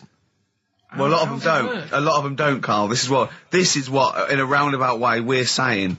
We're saying that a lot of people that say people fake that they didn't, who like else? Bruce Lee Who else has said and James Dean and Elvis Presley. We're saying they didn't fake their deaths. he did die, didn't he? His head come off, didn't it? Oh, God. Who's this? James Dean? His head came off. Oh, no, I know where I'm trapped in a toilet with no toilet paper. That's where I am. And I'm thinking maybe I peel off some of the wallpaper, you know, things like that, but there's nothing I can do. I got to go upstairs. Newspaper. Well, exactly, but I have to go upstairs and find Toilet paper, was there any? There wasn't. There wasn't? Oh. I'm going to have to go upstairs and maybe find a notepad or something like that. And so I try the door, right? The door's wedged. I'm pulling on the door and I can't get the door open. It's just like it won't come open. And it's already, and I knew it was going to come to this at some point. Like, this is like, the clock's ticking. I'm trying to pull the door open, trousers around my ankles again. And I'm thinking, well, what I could do is I could open the window, I suppose, and like try and climb out, but not really, because I got the trousers around the ankles. And that's Or if it was raining, just stick your ass out, two birds with one stone. Sadly, it was a beautiful day, Rich. I call it the World Bee Day. And so what I'm thinking is, well, I got my mobile phone in there, luckily, because it's in my pocket. I'm thinking, well, maybe I can phone, I was seriously... Kleenex. Maybe I'll phone the fire brigade. By this point, I mean, it just dried. No, it hadn't, it was... Hold on, was that little puppy not around? Because sometimes you can call that, it's got a little bit wrapped round it. Listen. Or This is just a use the serious puppy issue. itself. There's 50 million people around the world going to need to hear my voice in, 30 minutes. Exactly. And- Where's Steve? He's not locked in the toilet again, is he? Exactly. Oh, no. I watched Call My Bluff in the week. Is this with Toxic and yeah, Colin? it was quite good. I quite enjoyed I it. imagine you could get on there if you I want. used to watch it with what's his name? Famer. Yeah. Famer. Yeah. Oh, that was great. You're impression. brilliant impressions, because obviously while Bowie was playing, you were doing your infamous Bowie impression, which is the best one you do, actually. Well, that's just because Carl said, you know what? He said, I'd love to go out for a drink with David Bowie. Of all the people that come in here for sessions, I think he's really good at him. And I said, I think he'd like you as well. That's all. And I just went, hello, Carl. You're strange. You're alien. It interests me. Myself and Ian would like to put you on the... Yeah, I just imagine you and Bowie in a pub somewhere. Isn't that pretty much the same impression you do when you do Ian Canfield? No. Ian Canfield's more like that. But not on air. On air, he's sort of like this sort of eloquent 40-year-old capital DJ. Yeah. And but when you talk to him in the studio, he's slowly turning. He's slowly turning into Tommy Vance, isn't he? Mm. It's one of his pillars of rock. Canfield. He loves Vance, Lemmy, Diano. If we run out of material later in the show, which is likely, considering we're now talking about Ian we ran out of it at 1:05. Exactly. But could I maybe just sort of interview you as David Bowie? Yeah, in a sort of humorous sketch. Yeah, that would be fantastic. Maybe it could be the idea that what if like David Bowie was a cab driver? What would he say? What was some of the funny things he would say? We saw that, what was that in when it said, Dead Ringers coming up? If you've ever wondered what, it would sound like... Dead Ringers is this impressionist show. They did it's on Radio 4 and they did a TV version. Yeah, I saw it. What did you make of it? Didn't like it. It was all right. No, it was just that the write-up in the Radio Times, I think it was. Radio Times said, ever wondered what it would be like if Robbie Williams was singing George Formby? Or what would it be like if there was an animal hospital... was hosted by Anne Robinson. Yeah. Yeah. I have wondered. Were those two sketches on there last night? Yeah. Yeah. What were they like? You are the weakest dog skink. or something? No, what was it? It was something like they had to vote off an animal to die or something. It was something like that, yeah. It was This is all right. flagging. Quick, do your Bowie again. Oh, come in here. Look, it's Tin Machine. Now let's play Changes. Hello, Iggy Pop, you nutter. Stop cutting your sound. Which one? For some reason, they want one of us to do an impression of Leslie Phillips. Can't do it. I can't. Doesn't he say ding dong? And hello and all that. That's not bad. But I want Carl to do it though. Yeah, go on, Carl. Go on. Hello. Well done. Say ding dong. Ding dong. Nice. Yeah. Do we do any other impressions? No. Go. Think of any. Hello. Do that. Hello. Yeah. You look like a ventriloquist dummy. Hello. Brilliant. Oh, God. Do My Name is Bond, James Bond, as though it was Sean My Connery. name's Bond. James Bond. Do that. Go on. My name's Bond. No, do it as though you were doing an impression. Sean. So I'm trying to be Scottish. Well, yeah. Well, yeah, sort of. Perhaps a bit more specific than that. Sean Connery. My name's Bond. Keep going. My name's Bond, James Bond. Look, Jimmy Stewart. It's not that. This is the best fun. It's like having your very own Fisher Price toy for 2 hours a week. It's great. Do Roger Moore. Do that. Roger Moore. Phyllis Pierce, Percy Sugden. I'm licensed to kill. Anyway, she just said. No, this is a great game. That's enough of that. We'll come back to this another time. Yeah, anything you want Carl to do. There was a kid I remember at our school, Mark Johnson, when we were like 10 or something, and we were talking about Guinness Book of Records, and Mark Johnson went, yeah, I'm in the Guinness Book of Records. I thought, I'm intrigued. You're a 10-year-old. I said, go on. He went, no, I don't. Does this qualify? He claimed that he was in America once, and he went to see a baseball game, and supposedly that game was the world record for the number of people in an audience for a baseball game. It was like some massive stadium, and this was the most people ever. I'll tell you what doesn't count. And he claims he was there. I don't reckon it was listed. Well, I don't reckon Mark Johnson got his name on that list. Exactly. Ross McWhirter would be going, well, that's the whole book. But I think I remember him looking it up and going, there it is, I was there. Yeah. Does that count? I mean, no, I don't. So this shadow is moving about and independently of an object. Yeah, and the local mayor and that is like, yeah, it's a bit weird, but it's not harming anyone. The mayor involved. Was he elected to that post? Hey, Mayor, we got a problem down here. Seems like a shadow. Well, it's not causing any. No, it's just causing any problems. Yeah. We've also got Educating Ricky, where Carl educates me. The one last week, a girl, right? She was deaf, and she was had an argument with her mum, and she pushed her and she hit her head, and then she can hear again. Yeah. Don't know what I learned from that. No. It might be subliminal. Someone might be going. It might be a metaphor that I will learn from. Yeah, it's like a parable. Yeah. So look at his face. We might as well be talking Dutch, mightn't we, Carl? What's this? Bit of aqualung. No. Aqualung. Rockbusters next. And the middle one was that Scottish fella's made an error. That was Mystique. Mystique. So, did anyone get that? Extraordinarily, almost all the people who emailed in. I'm beginning to think it's us then, because I was thinking mistake, I was thinking muck error and muck mistake, but mistake. Yeah. So, do you want to pick a winner? Yeah, I was going to give the prizes to Amy Massey, who's from Wiltshire, the West Country. Losers down there, probably as weird as you. Yeah. Carl is our sort of, I say producer, but he's the one that pressed the buttons because I was Dog's Body. Yeah, but I mean, it was just because I was too big to run the desk. Yeah. I used to have to do. Literally too big. You couldn't get behind it. Yeah. And then we discovered that, he looked a bit like a boring sort of, alright, yeah. But then when we sort of, poked him with a stick, he came up with, he doesn't realise, but some of the I think, some of the funniest extraordinary things I've ever heard. Say hello, Carl. Alright. Yeah. Should we play a record and do Wash Up with you? Yeah, we'll play a bit of aqualung then. Aqualung! Alright, that's Aqualung. Good time's gonna come, innit? Right, Carl. I imagine him in Dictionary Well, Corner. I've come up with cat. If that helps at all. Yeah. Memblent. Yeah, what does that mean, Carl? Just anything you want it to mean. What I've got, there's a dog that's got a cough in Singapore because it smokes 20 a day.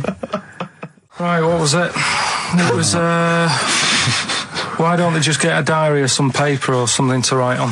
Yeah. Because snappy. I couldn't think of a heading for it. It's basically, Go on. people who have tattoos, I've never understood it, right? That they have something put on their arm. Right, sorry. Have we started the educate? Is this part of it? Are you educating me? This is something that will be useful in my life that I didn't know about. Yeah. Go on then. No, it's just like they've got a machine out, right, that does tattoos. Tattoos. What Well, obviously Ricky doesn't travel on the tube anymore. He's too rich for that. I never did. I always thought it was beneath me. Sure, but They used to walk everywhere, didn't you? But I'm still forced to take the tube, and I sat on the tube, and it pulled up, and outside the window, just happened to be on the station, was one of the posters with us. So I was kind of there, not realising it was behind me, and these big kind of fat German or maybe Bavarian guys. Well, they're in lederhosen eating sausages. Yes, they were. They're Bavarian. Yeah, they were. And I noticed one of them kind of looked at me, and then looked at the poster, then looked at me, just happened to say it, and wittered something to his friend in German. You know, I don't want to try and do an impression. Das freaking goggle eye. Oh, wow. I think that. No. But I know what you're thinking it means. It doesn't mean that. Right, okay. It means. What's a rough translation? Elegant boy. Right, okay, yeah. And so anyway, He pointed goggle eye. He pointed out the poster, and his That's mate, lanky piss and streak. and his mate burst into laughter.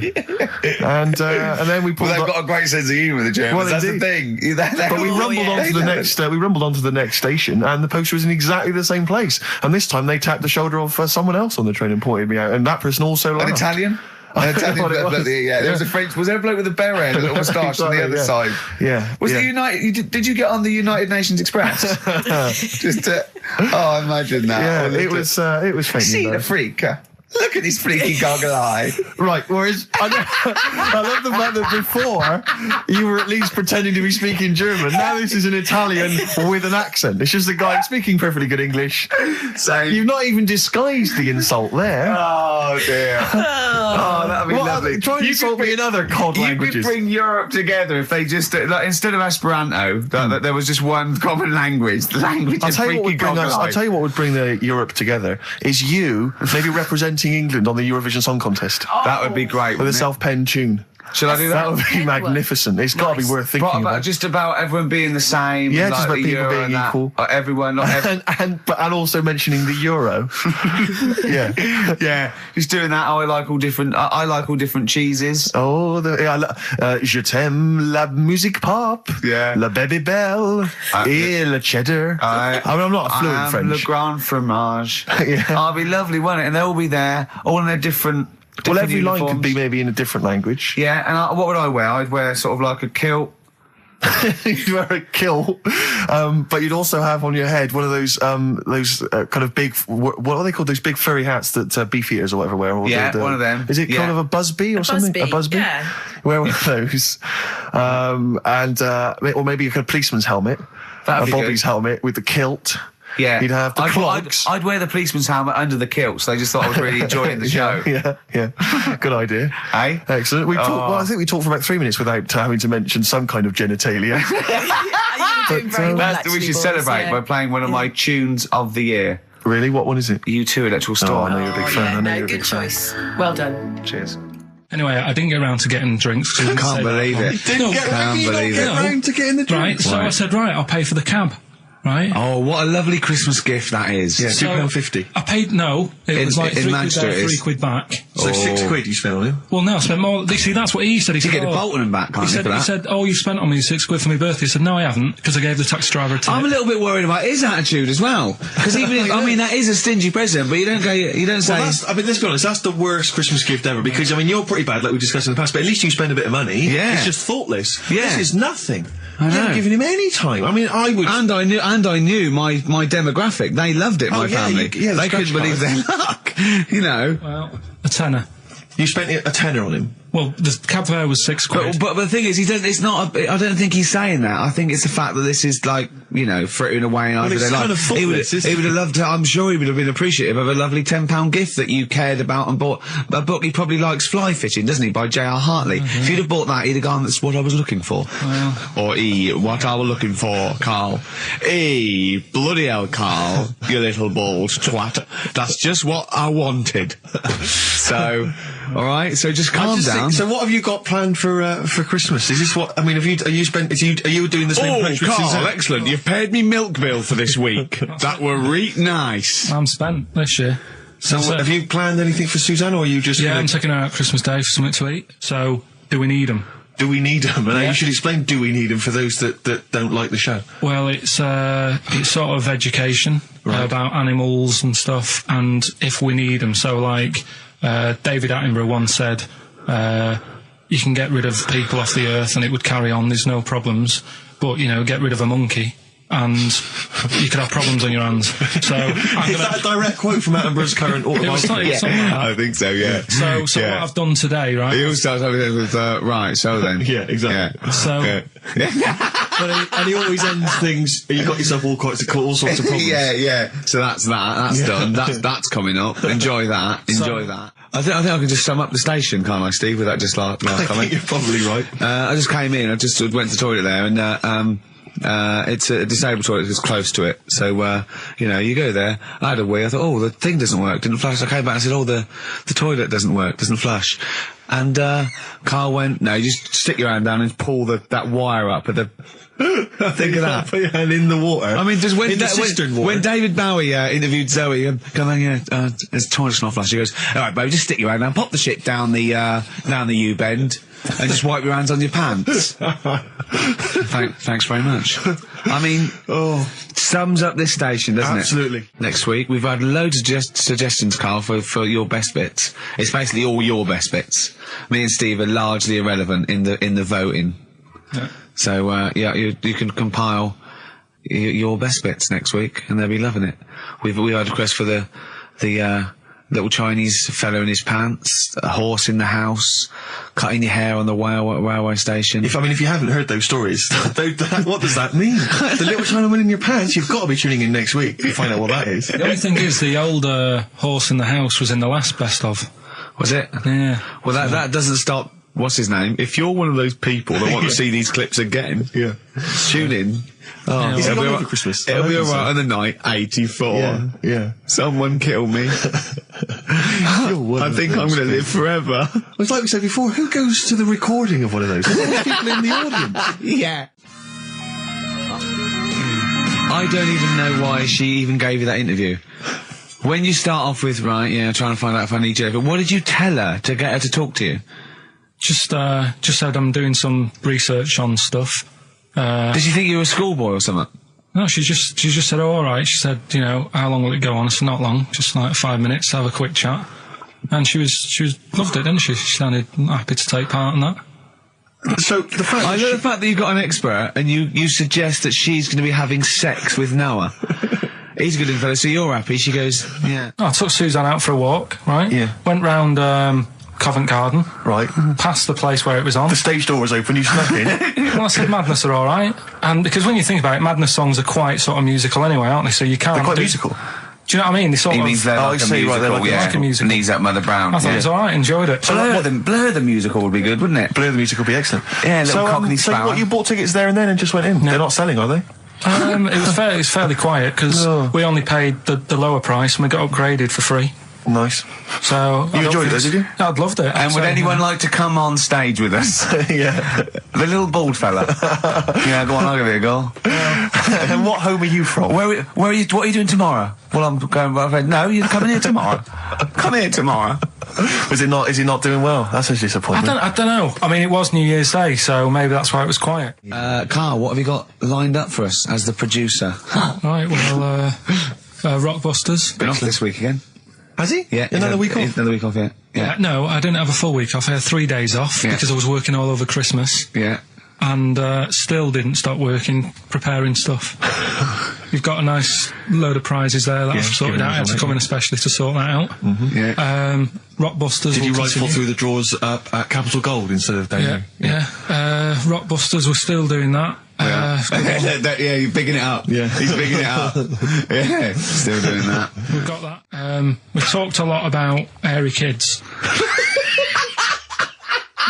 We have discussed that a lot. I love the fact that Simon Sharma has never started a programme like that. The Jacobites. We've talked a lot about hairy kids. Go on. It's a little bit. I mean, it's not your traditional science stuff, but it's still interesting, and it's a little bit. You know, it's still. Yeah, we've talked about hairy kids. We have disproportionately, honestly. I think this show's talked about hairy kids more than any other radio show.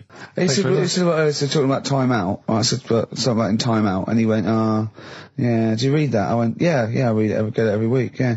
He went, there's no point though, is there? He said, because it's like a telephone directory. You know, if you want to look something up, you look it up, but you'd never sort of browse the telephone directory. And I went, that's an interesting point. He went, although I did. When I was in Scotland, I just looked up how many Macs there were, and there was 42 pages of them. How bored are you in your hotel room in Scotland to suddenly start working out how many people start with Mac? What would you do if you got loads of phone calls, right, from women going, Karl, whenever you're on the radio, I just have to do it. I just have to do it. Your voice makes me... I say, right, well, you know, it's all right. I'd be happy with that. Would you? Yeah. I mean, just in case anyone is doing that. What would you do to sort of like egg them on a little bit to help them out? What do you think? What sexy things would you say? What do you think is your quality? What do you think people would find, you know, pretty horny about you? Is it your sort of mank wine, do you think? Like, just say this. London shit, innit?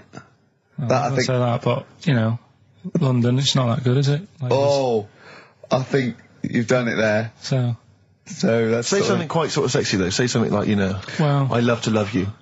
Say something sexy. Say that. No, say something sexy. Sue's answers to me, you know, do you love me? I go, yeah, you're all right. Where I went wrong with this one, the Jamaican fella, he had to have some aspirin. Why? It's my fault. You know, I'm not cutting. There's no point passing the book or anything. I said FD. A lot of people were saying Fred Durst, like forehead hurts, which is a good one. Yeah, which would have been as good as any of yours. But I made an error, so we'll roll it over. No. What is the answer? What is the answer? Over. Jamaican fella, what? Add some aspirin. Why do that? What's the thing? FP. It was Frida Payne. Frida Payne. Frida Payne. Frida Payne. Frida Payne. That's awful. You've got to write these down next week. I'm sorry, you're the producer. I know, but I've had a busy week, haven't I? That's not an excuse. Have you not had the point of a rollover is you've got to add to it. That's the excitement. Yeah, there's a couple of albums that were... Okay, well, there's also the Fools and Horses video with the free... I don't think... I'm bloody jealous of that. I like that little yellow thing. It's a little... there's a little kind of model three-wheeled van. Rodney, you plonker. Oh, dear. What's that? This is what looks to be some kind of best of the stereo MCs. Don't call me a plonker, you wanker. The David Attenborough DVD collection. Unc shit himself again. Oh, yeah, the big prize that we tried to give away then.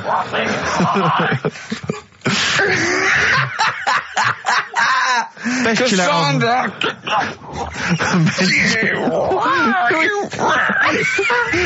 Who is that supposed to be an impression of? Which member of the cast is that? Is that Cheeky Dell? I don't know. Best chill out album ever, the best air guitar volume 2. Brilliant. And of course, for all our fans, Doctor Who, The Aztecs. That's on DVD, and that's one of the William Hartnell Doctor Who. Alright. That's the worst impression I've ever heard. That's brilliant.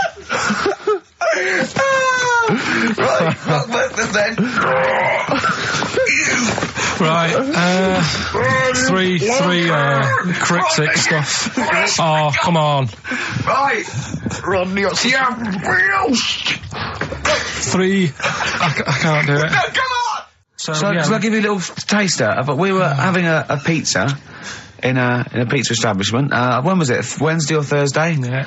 And he was going, I'm a good organiser, I'm a good problem solver. Give me any scenario, right? Obviously he didn't say scenario. And I went, okay then, so you're the manager of this place, and there's a couple there, elderly couple, they're about 60. They've had a lovely meal. He went, yeah, right. I went, but the gentleman, he's got a little bit of a heart condition. He takes a pill after his meal, as he should, after meals. He's only taken Viagra. Oh. And now he's stuck in. Wedged in. It's gone, and it's stopping him getting out from the table. Yeah. So what would you do? He went, what? He's stuck in because of his dick. I went, yeah. He went, right. He said, I'd use the situation, I'd make cash. I said, you're not going anywhere, do you want a pudding? Entrepreneurial. Yeah. I like it, Karl. And he went, so that's that sorted, I've got the job on that. Next, I went, okay. You won't believe it. Next day, there's a little problem in the toilets. Two gay men were having sex and they got stuck in each other. Yeah. He went, right. I'd say, is it the same fella as yesterday with the Viagra? If so, why was he let in again? He was on the door. Yeah. I went, it's not. It's too difficult. He goes, right. Does his wife know he's cheating on him? Yeah. He went, right, I'd go down. I'd go, and then he went, I'd say this isn't a restaurant problem. Call an ambulance. Strictly speaking, not a restaurant problem, no. But am I right? Huh? Am I right? Well, I don't know. Would you give me the job if say, like, you were the boss of that restaurant and you... Do you know what I like about this? At no point did he say, Gervais, why are you being so mental? Yeah. Why would someone get stuck because they took Viagra by mistake and two people get stuck in each other? But you've heard the stories from his past. That is a perfectly legitimate situation to find yourself in. You grew up in his part of What would you Manchester. do if there was two fellas with big heads and webbed feet and they had a horse in a... Well, what I'd do is... What would you do? What did you do when you first saw him? The dancing, Brilliant. right? That's that solved. Brilliant. I wanted to be a dancer. After I did the boxing, right, I joined a dancing thing just near Man United's ground, right, called Twiggies. Went along, I wanted to learn some moves. How old were you? Well, it was when Michael Jackson was, like, pretty big, so about 83, 84, 85, something like that, around there. Wanted to do it. When I went, it was shut, and it had become like a warehouse for toilet rolls. So in a way, I wonder what would have happened. Sorry. How is that an anecdote about you going through dancing? You've told me before you did boxing for a while, you did dancing for a while. You had a true fight in the boxing. You didn't even get in the... That's not an... Imagine if that was a film. This is a boy's dreams of becoming a dancer. Oh, it's shut. Next on. I mean, how is that a story? Yeah, that was Billy Elliot. Do you think it would have won quite as many awards? Yeah, brilliant. Footloose. All right? Yeah. I'm fed up they banned it. Let's go. Oh, it's shut. Flash dance. First, there was... it's a warehouse. Never mind. I'm just saying, you'll find something else. I think I got a go-kart after that. I bought a motorised go-kart and kept myself busy with that. So... There's always other things. Just think, Alan Bennett has to sit down and really sweat over his stories. Yeah. He just opens his mouth. You are a living Alan Bennett character. So that's solved. Well, Jay, don't worry about that. There's no emotional problems I can foresee if you follow that advice. So the advice there is do an arranged marriage. If she's not ugly. minging, she's not completely minging. Yeah. And don't worry about dancing. Get a go-kart. Cheers. Great. Keep your problems coming in. Badly drawn boy, born again on XFM 104.9. There we are then. Ricky Gervais with me, Steve Merchant and Karl Pilkington, raring to go. He's a bit grumpy, Karl. Woken up at 8 because he's from the north. Yeah, because he's in London. Yeah. And London's rubbish, right, isn't it? Well, you can't even get a Band-Aid in London, can you? Or grouting. In Manchester, I could walk to the next shop and definitely get some Flash or maybe some Vim. You can't get it down here. You got to go to a trendy bistro, haven't you? Karl, why are you grumpy? I told you before, I'm just a little bit tired today. Because he had to get up. The builders next door woke him up. No. He's always going about his hours. Those builders probably got up at 6. Yeah, but to I get can there at understand builders who get up early because they're building outside and they've got to get the job done before it gets dark. But he's working in someone's lounge. If it gets dark, put the light on.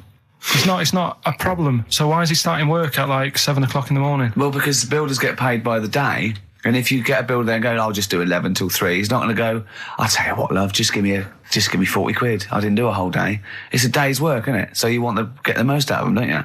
Plus, he probably wants to finish early so he can have a good night out. Yeah, it's a Saturday night, you know what I mean? He wants to... Yeah, he wants to get at least 15 pints in. And he was cheery, I bet he was whistling and, dancing around and tapping, so I don't know how you can be annoyed at that. And So the Iceman, why does that amaze you? What's like, ooh... Well, they found some part of our preserved past. It's interesting. Again, I'm amazed by anthropology and evolution. Yeah, it's just that line on its own like that. They found an Iceman is great, but then it went on, and it's going on about they've had to get different people involved to find out how old it was. Because first of all, the story started off right. An old fellow on holiday somewhere. Where did they find it? In Sweden or something? And he was walking in the hills. And he was walking? In the hills. In heels? Was he a transvestite? In the mountains. Oh, right. In the hills. Yeah. Yeah. So he's walking about and he sees this body in the snow and he thinks, oh. So he calls the police up And they come and have a look, and he goes, "Oh yeah, it's probably a murder." So then they dig it up and find out he's got hold of a spear in his hand. Right, and he's dressed like Fred Flintstone. Yeah. Right. And they realise it's probably not a recent murder. Right. His knuckles are dragging on the floor. He's a Neanderthal man. They think, hang on, Karl Pilkington. But when they found out, hang on, it's an old thing. It's an old thing! Can it? If it was a murder recent, then you'd go, hang on, how did this happen? Who does he belong to? Yeah. But the chances are whoever murdered him is also dead. 5,000 years ago, probably. Yeah. So leave it. Just bury it. I don't think it's a murder investigation. No, but they are. It's not Quincy going, this was before my time. It's not a murder investigation. Yeah, just one thing bothers me, sir. Just one final thing. My wife loves you, but this guy. That's how they were Why treating would him. he have a spear and a leopard skin? I just can't. I can't get over this. What are you talking about? Ash, and sometimes on XFM 104.9, I'm with Gervais with me, Steve Merchant and Karl Pilkington. Right. We've got so much to get through. All right. London's shit, innit? Sorry, I shouldn't swear on air, my studio. Never swear on an on-air studio. Yeah. Apologies. Not really swearing, is it?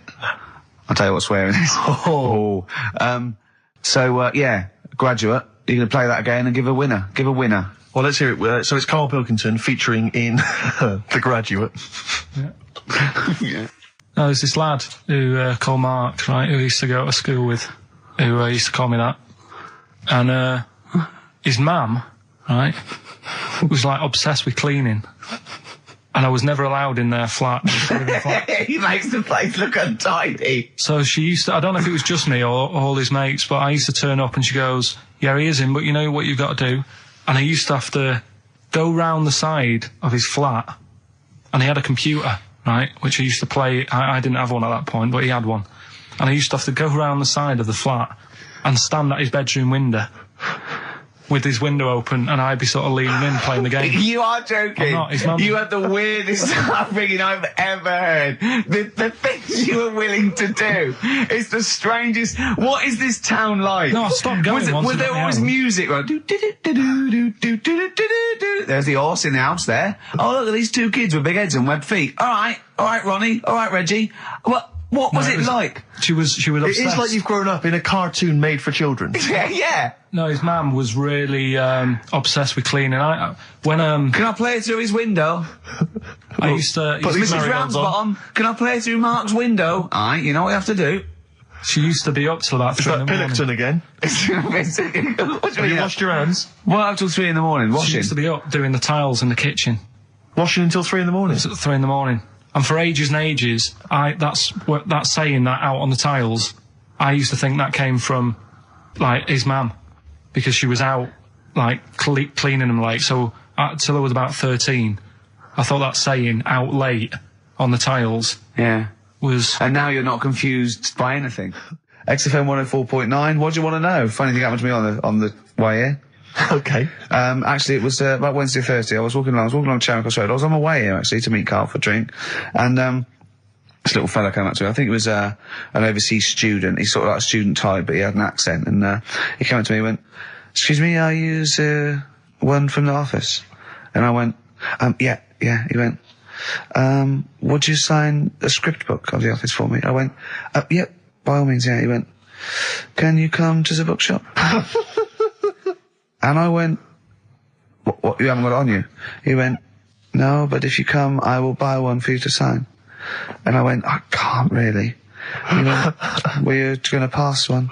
I went, "I'm not, no, I can't." He went, and he went, "Oh, I was just in Waterstones earlier. I didn't go." And I went, "Oh, sorry." He went, "You could just," I went, "I can't." He went, "Okay." I went, "I'll sign something else. Have you got something else I can sign?" He went, "Of course." And I signed a pamphlet or a brochure or something for him. But I love the idea. Imagine me going with him. I'm queuing up, and I'm in the queue. He's going, "You're going, yeah, fine. Can you just hurry up?" And he gets there, and his switch doesn't work. And he goes, "Can you lend me £10?" Yeah. I mean, imagine that. I'm a little bit annoyed you didn't go with him, frankly, because that would have been a sale of our book, and I get a little cut from that. Wall behind him was Salman Rushdie. Going, can we hurry up? Because I shouldn't be out. I'm getting a lot of funny looks. Now, a lot of them obviously doing good work. There was one fella, I think you'd have appreciated it, because I know you are very politically active. And I think this guy has really studied hard, and he's realised the best way to make his voice heard on the international political stage is to ride around on a tricycle wearing a jester's hat. He was really shaking up the bloody government. I wouldn't want to be George W. Bush about now. Not indeed. Once he sees that. Once he sees that guy. Imagine his aides rushing in and going, George W., look at this guy. Where's that? That's in London, England. Okay, call off the forces. Is that a large tricycle? Yeah. Is he wearing a nappy? Get me Colin Powell. Why'd you call him Colin, not Colin? It's the way he likes it. Don't about. Just call off the troops. There's a in a jester's hat. Call the troops off. Just bleep some of those bits.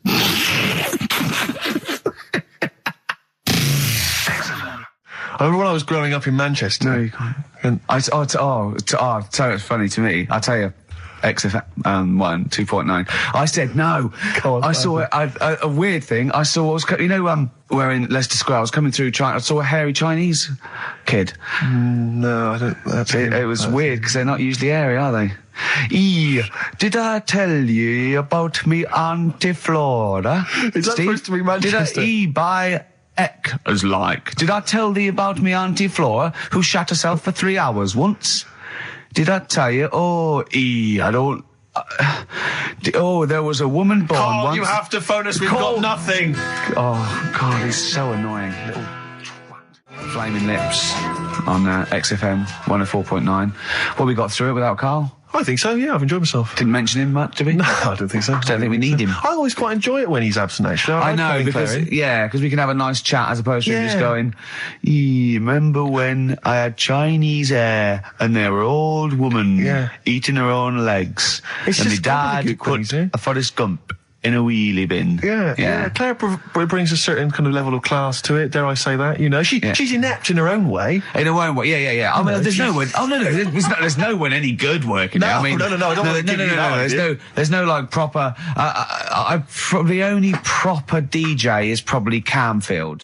Do you remember once when we were talking about the A-Team and I was slagging it off on your show in the old XFM? Yeah. And I was going, I mean, I quite like the A-Team, but sometimes it's too far-fetched to enjoy without it being ironic or it being for kids. And I could hear fuming from outside. I could feel him going.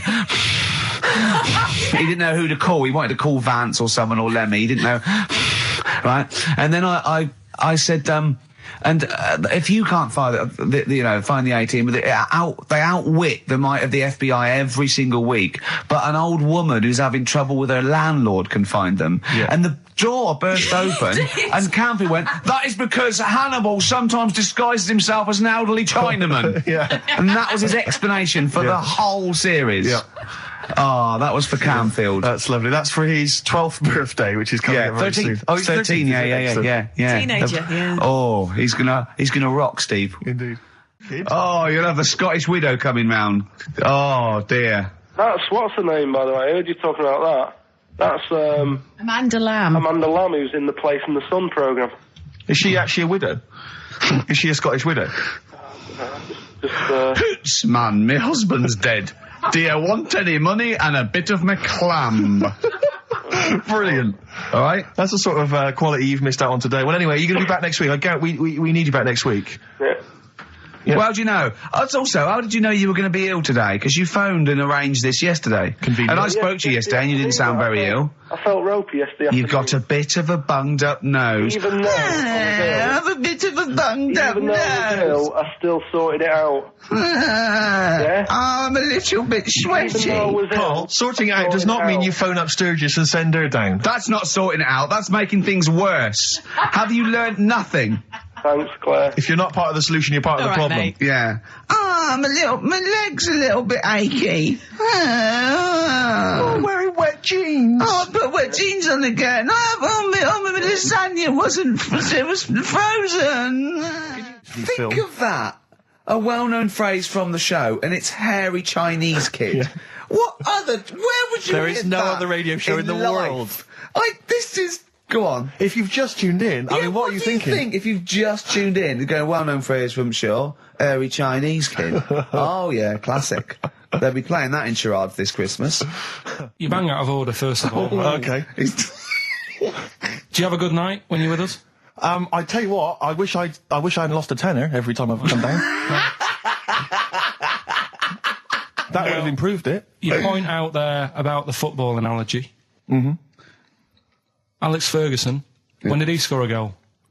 Right. He doesn't. He tells the others how to do it. Right? That's He my doesn't role take in up it. one of the 11, though, does he? No, exactly. It's not like you can only field 10. Yeah. Because we only got 10 again. I want to be in the 11. Exactly. He's not running around in midfield, falling over. Yeah, shouting, oh, what have I told you? Yeah. No, well, you know, my mum and dad have sort of moved from Manchester. They've retired now in Wales. Oh, yeah. And it is... Look at his face, turning his nose up. No, but it is pretty depressing. Do you know what I mean? It's just one of them places that... it's like you go back in time and that when you go there. I mean, maybe the major cities there, maybe Cardiff is all right. What, even coming from Manchester, it's like going back in time? It's like one of them places, it feels like every day is Sunday. Do you know what I mean? It's just depressing and grey and slate Lots of everywhere. vicars walking around going, I'm late. Well, yeah, it is the sort of attitude they have, right? This is true because my mum and dad live there and that, right? And they love it. It's all right. It's an healthy place to go when you get older and that. But this is why they don't move on in Wales. Well, I'd just like to make another... No. Sorry to any Welsh people listening. We're not saying you don't move on. Carl is. No, but... Sorry about the little Chinese shoes again The thing as well. is, it's good that in a way that they do that and they don't want to be like, you know, rushing about everywhere because the way London isn't that great either, is it? Because it's totally opposite here, right? Yeah. So I'm not having a go. It is a bit dull. I think even people who live there will agree with me, Okay. right? But, like, one of the shops that my mum and dad use, right, it's only a little sort of villagey type shop, can't be bothered staying open for hours and hours, right? Because there's not enough people who use the shop. Yeah. So what you do is, they get used to what you buy. And They leave it out. They put it in a phone box outside. They put it in a phone box? Yeah. So it doesn't get wet. So my dad's loving that. Well, Once he yeah. found that out, it was like, brilliant. But how is that about him? That's brilliant. Well, it's not for other people. It is for my dad, because he's picking up all sorts of stuff. Oh, Chickens. no, he's not. Oh, yeah. He's not nicking other people's shopping. Well, it's not like nicking, is it? Because it's not theirs yet. Oh, and you've stitched him up on radio. Well, of course, because they're going to think, who is there in town with a Manc accent who hangs around a lot? Who keeps making phone calls. And he's getting fatter. Yeah. That's You've stitched him I right love up that. there, I Carl. love that your dad was excited when he found out. I can't believe that he's moved there. He's retired to this little village where it's based on trust and community, and he is abusing it. He's using his scally Manc ways. Bloody hell, Lakers. There's no bread again. There's old women Was going empty. hungry. Yeah. Their cats aren't getting fed. And your father is just, I can't, that's obscene. That's obscene. Oh, I think it's Die Thief. That fella from Manchester. Come on, Monkey News. We'll play a song and we'll... No, do let's Monkey play a News. song, let's play a song. Oh, it's a great track. Cheer up, Carl. Is it new? Is this Waiting new? for an Alibi with Thin Lizzy. What year was Doesn't it have to be out? new. It's brilliant. What year was it out? Oh, Einstein wasn't new when he came up with the greatest theory ever. Oh, hold on. Hey, hold on. You're not new. You're not new. So anyway, I found these things. Do you want to hear them? Yeah. So what's it? Explain this again. Right, so I got back off holiday. The first job I found out I've got to do is work with Ricky for a voiceover. I do a regular thing. I do X-Ray magazine, but I'm allowed to make the script up. And they said I could, so I did. Right, so imagine this. Well, I know you, Rick, and I know you like to put a lot of work into these things. Yeah. You want to do a good job. So he rolls up, he says, let's do it then. He said, what's in the magazine? I said, well, here's a selection of stuff. This is what you've got to sell. He said, leave it with me. He goes into the little booth, and the first one he comes up with is this little advert for it, right? X-Ray magazine. It's out now. It's £3.50 May edition. Music of Tomorrow. Dandy Warhol's picture, and there's a free CD with all the Placebo and the Donners and Smog and Nightmares on Wax and Alpine All Stars. Only £3.50. It's out now. Buy it, innit? Have you got a sore throat there? Well, that's all right, isn't it? And he was going, you can't. I said, we are doing that. I've done one. That is it. That's it. So I persuaded him. He went, Right. Okay. We can possibly put that on XFM. Right. I'll have to see. Right. I wouldn't do it again. And he went, but you need one for Capital. He said, Capital will know what I went, right, I'll do one more for Capital. Because all the stations advertise the XFM magazine, right? So this is the one that you thought would be all right for them. Hello, you loonies in Radio Land. Dr. Frog here to tell you about the new edition of X-Ray magazine. It's out now and it's only £3.50. You've not heard of it? It's a great music magazine. And you get a free CD featuring bands like Placebo. They wear makeup, but leave them alone. Gold Chain, Smog, OK Go, The Donners, and all great bands that you'll love. To Froggy here. Hello. Bye. Ribbit, ribbit. Froggy says bite it. Oh, well. So then, he says, that's it. You had your money's worth. Dr. Frog still on there? He's still on Classic. I said, that isn't going to go out. They're not going to be happy with that. He said, you've had your money's worth. I'm going. Yeah. So I'm left with that. I then have to get the bosses in. And because I've let him go, in a way, it's my responsibility. Yeah. So I've obviously thought I've got what I need. I had to play them to the MD. What did he say? And justify. Well, I was sort of thinking if I laugh, he might go, well, I don't get it, but he finds it funny. Oh, brilliant. Well done. So I was laughing. He was sort of thinking, Excellent. is that it? Brilliant. When do they go out then? I think one of them's going out at the moment. Excellent. I think the first one's going out. Brilliant. Well, let's play a great track then. Is it Dr. Frog? I'd like to see Dr. Frog feature maybe on our show more often. Okay.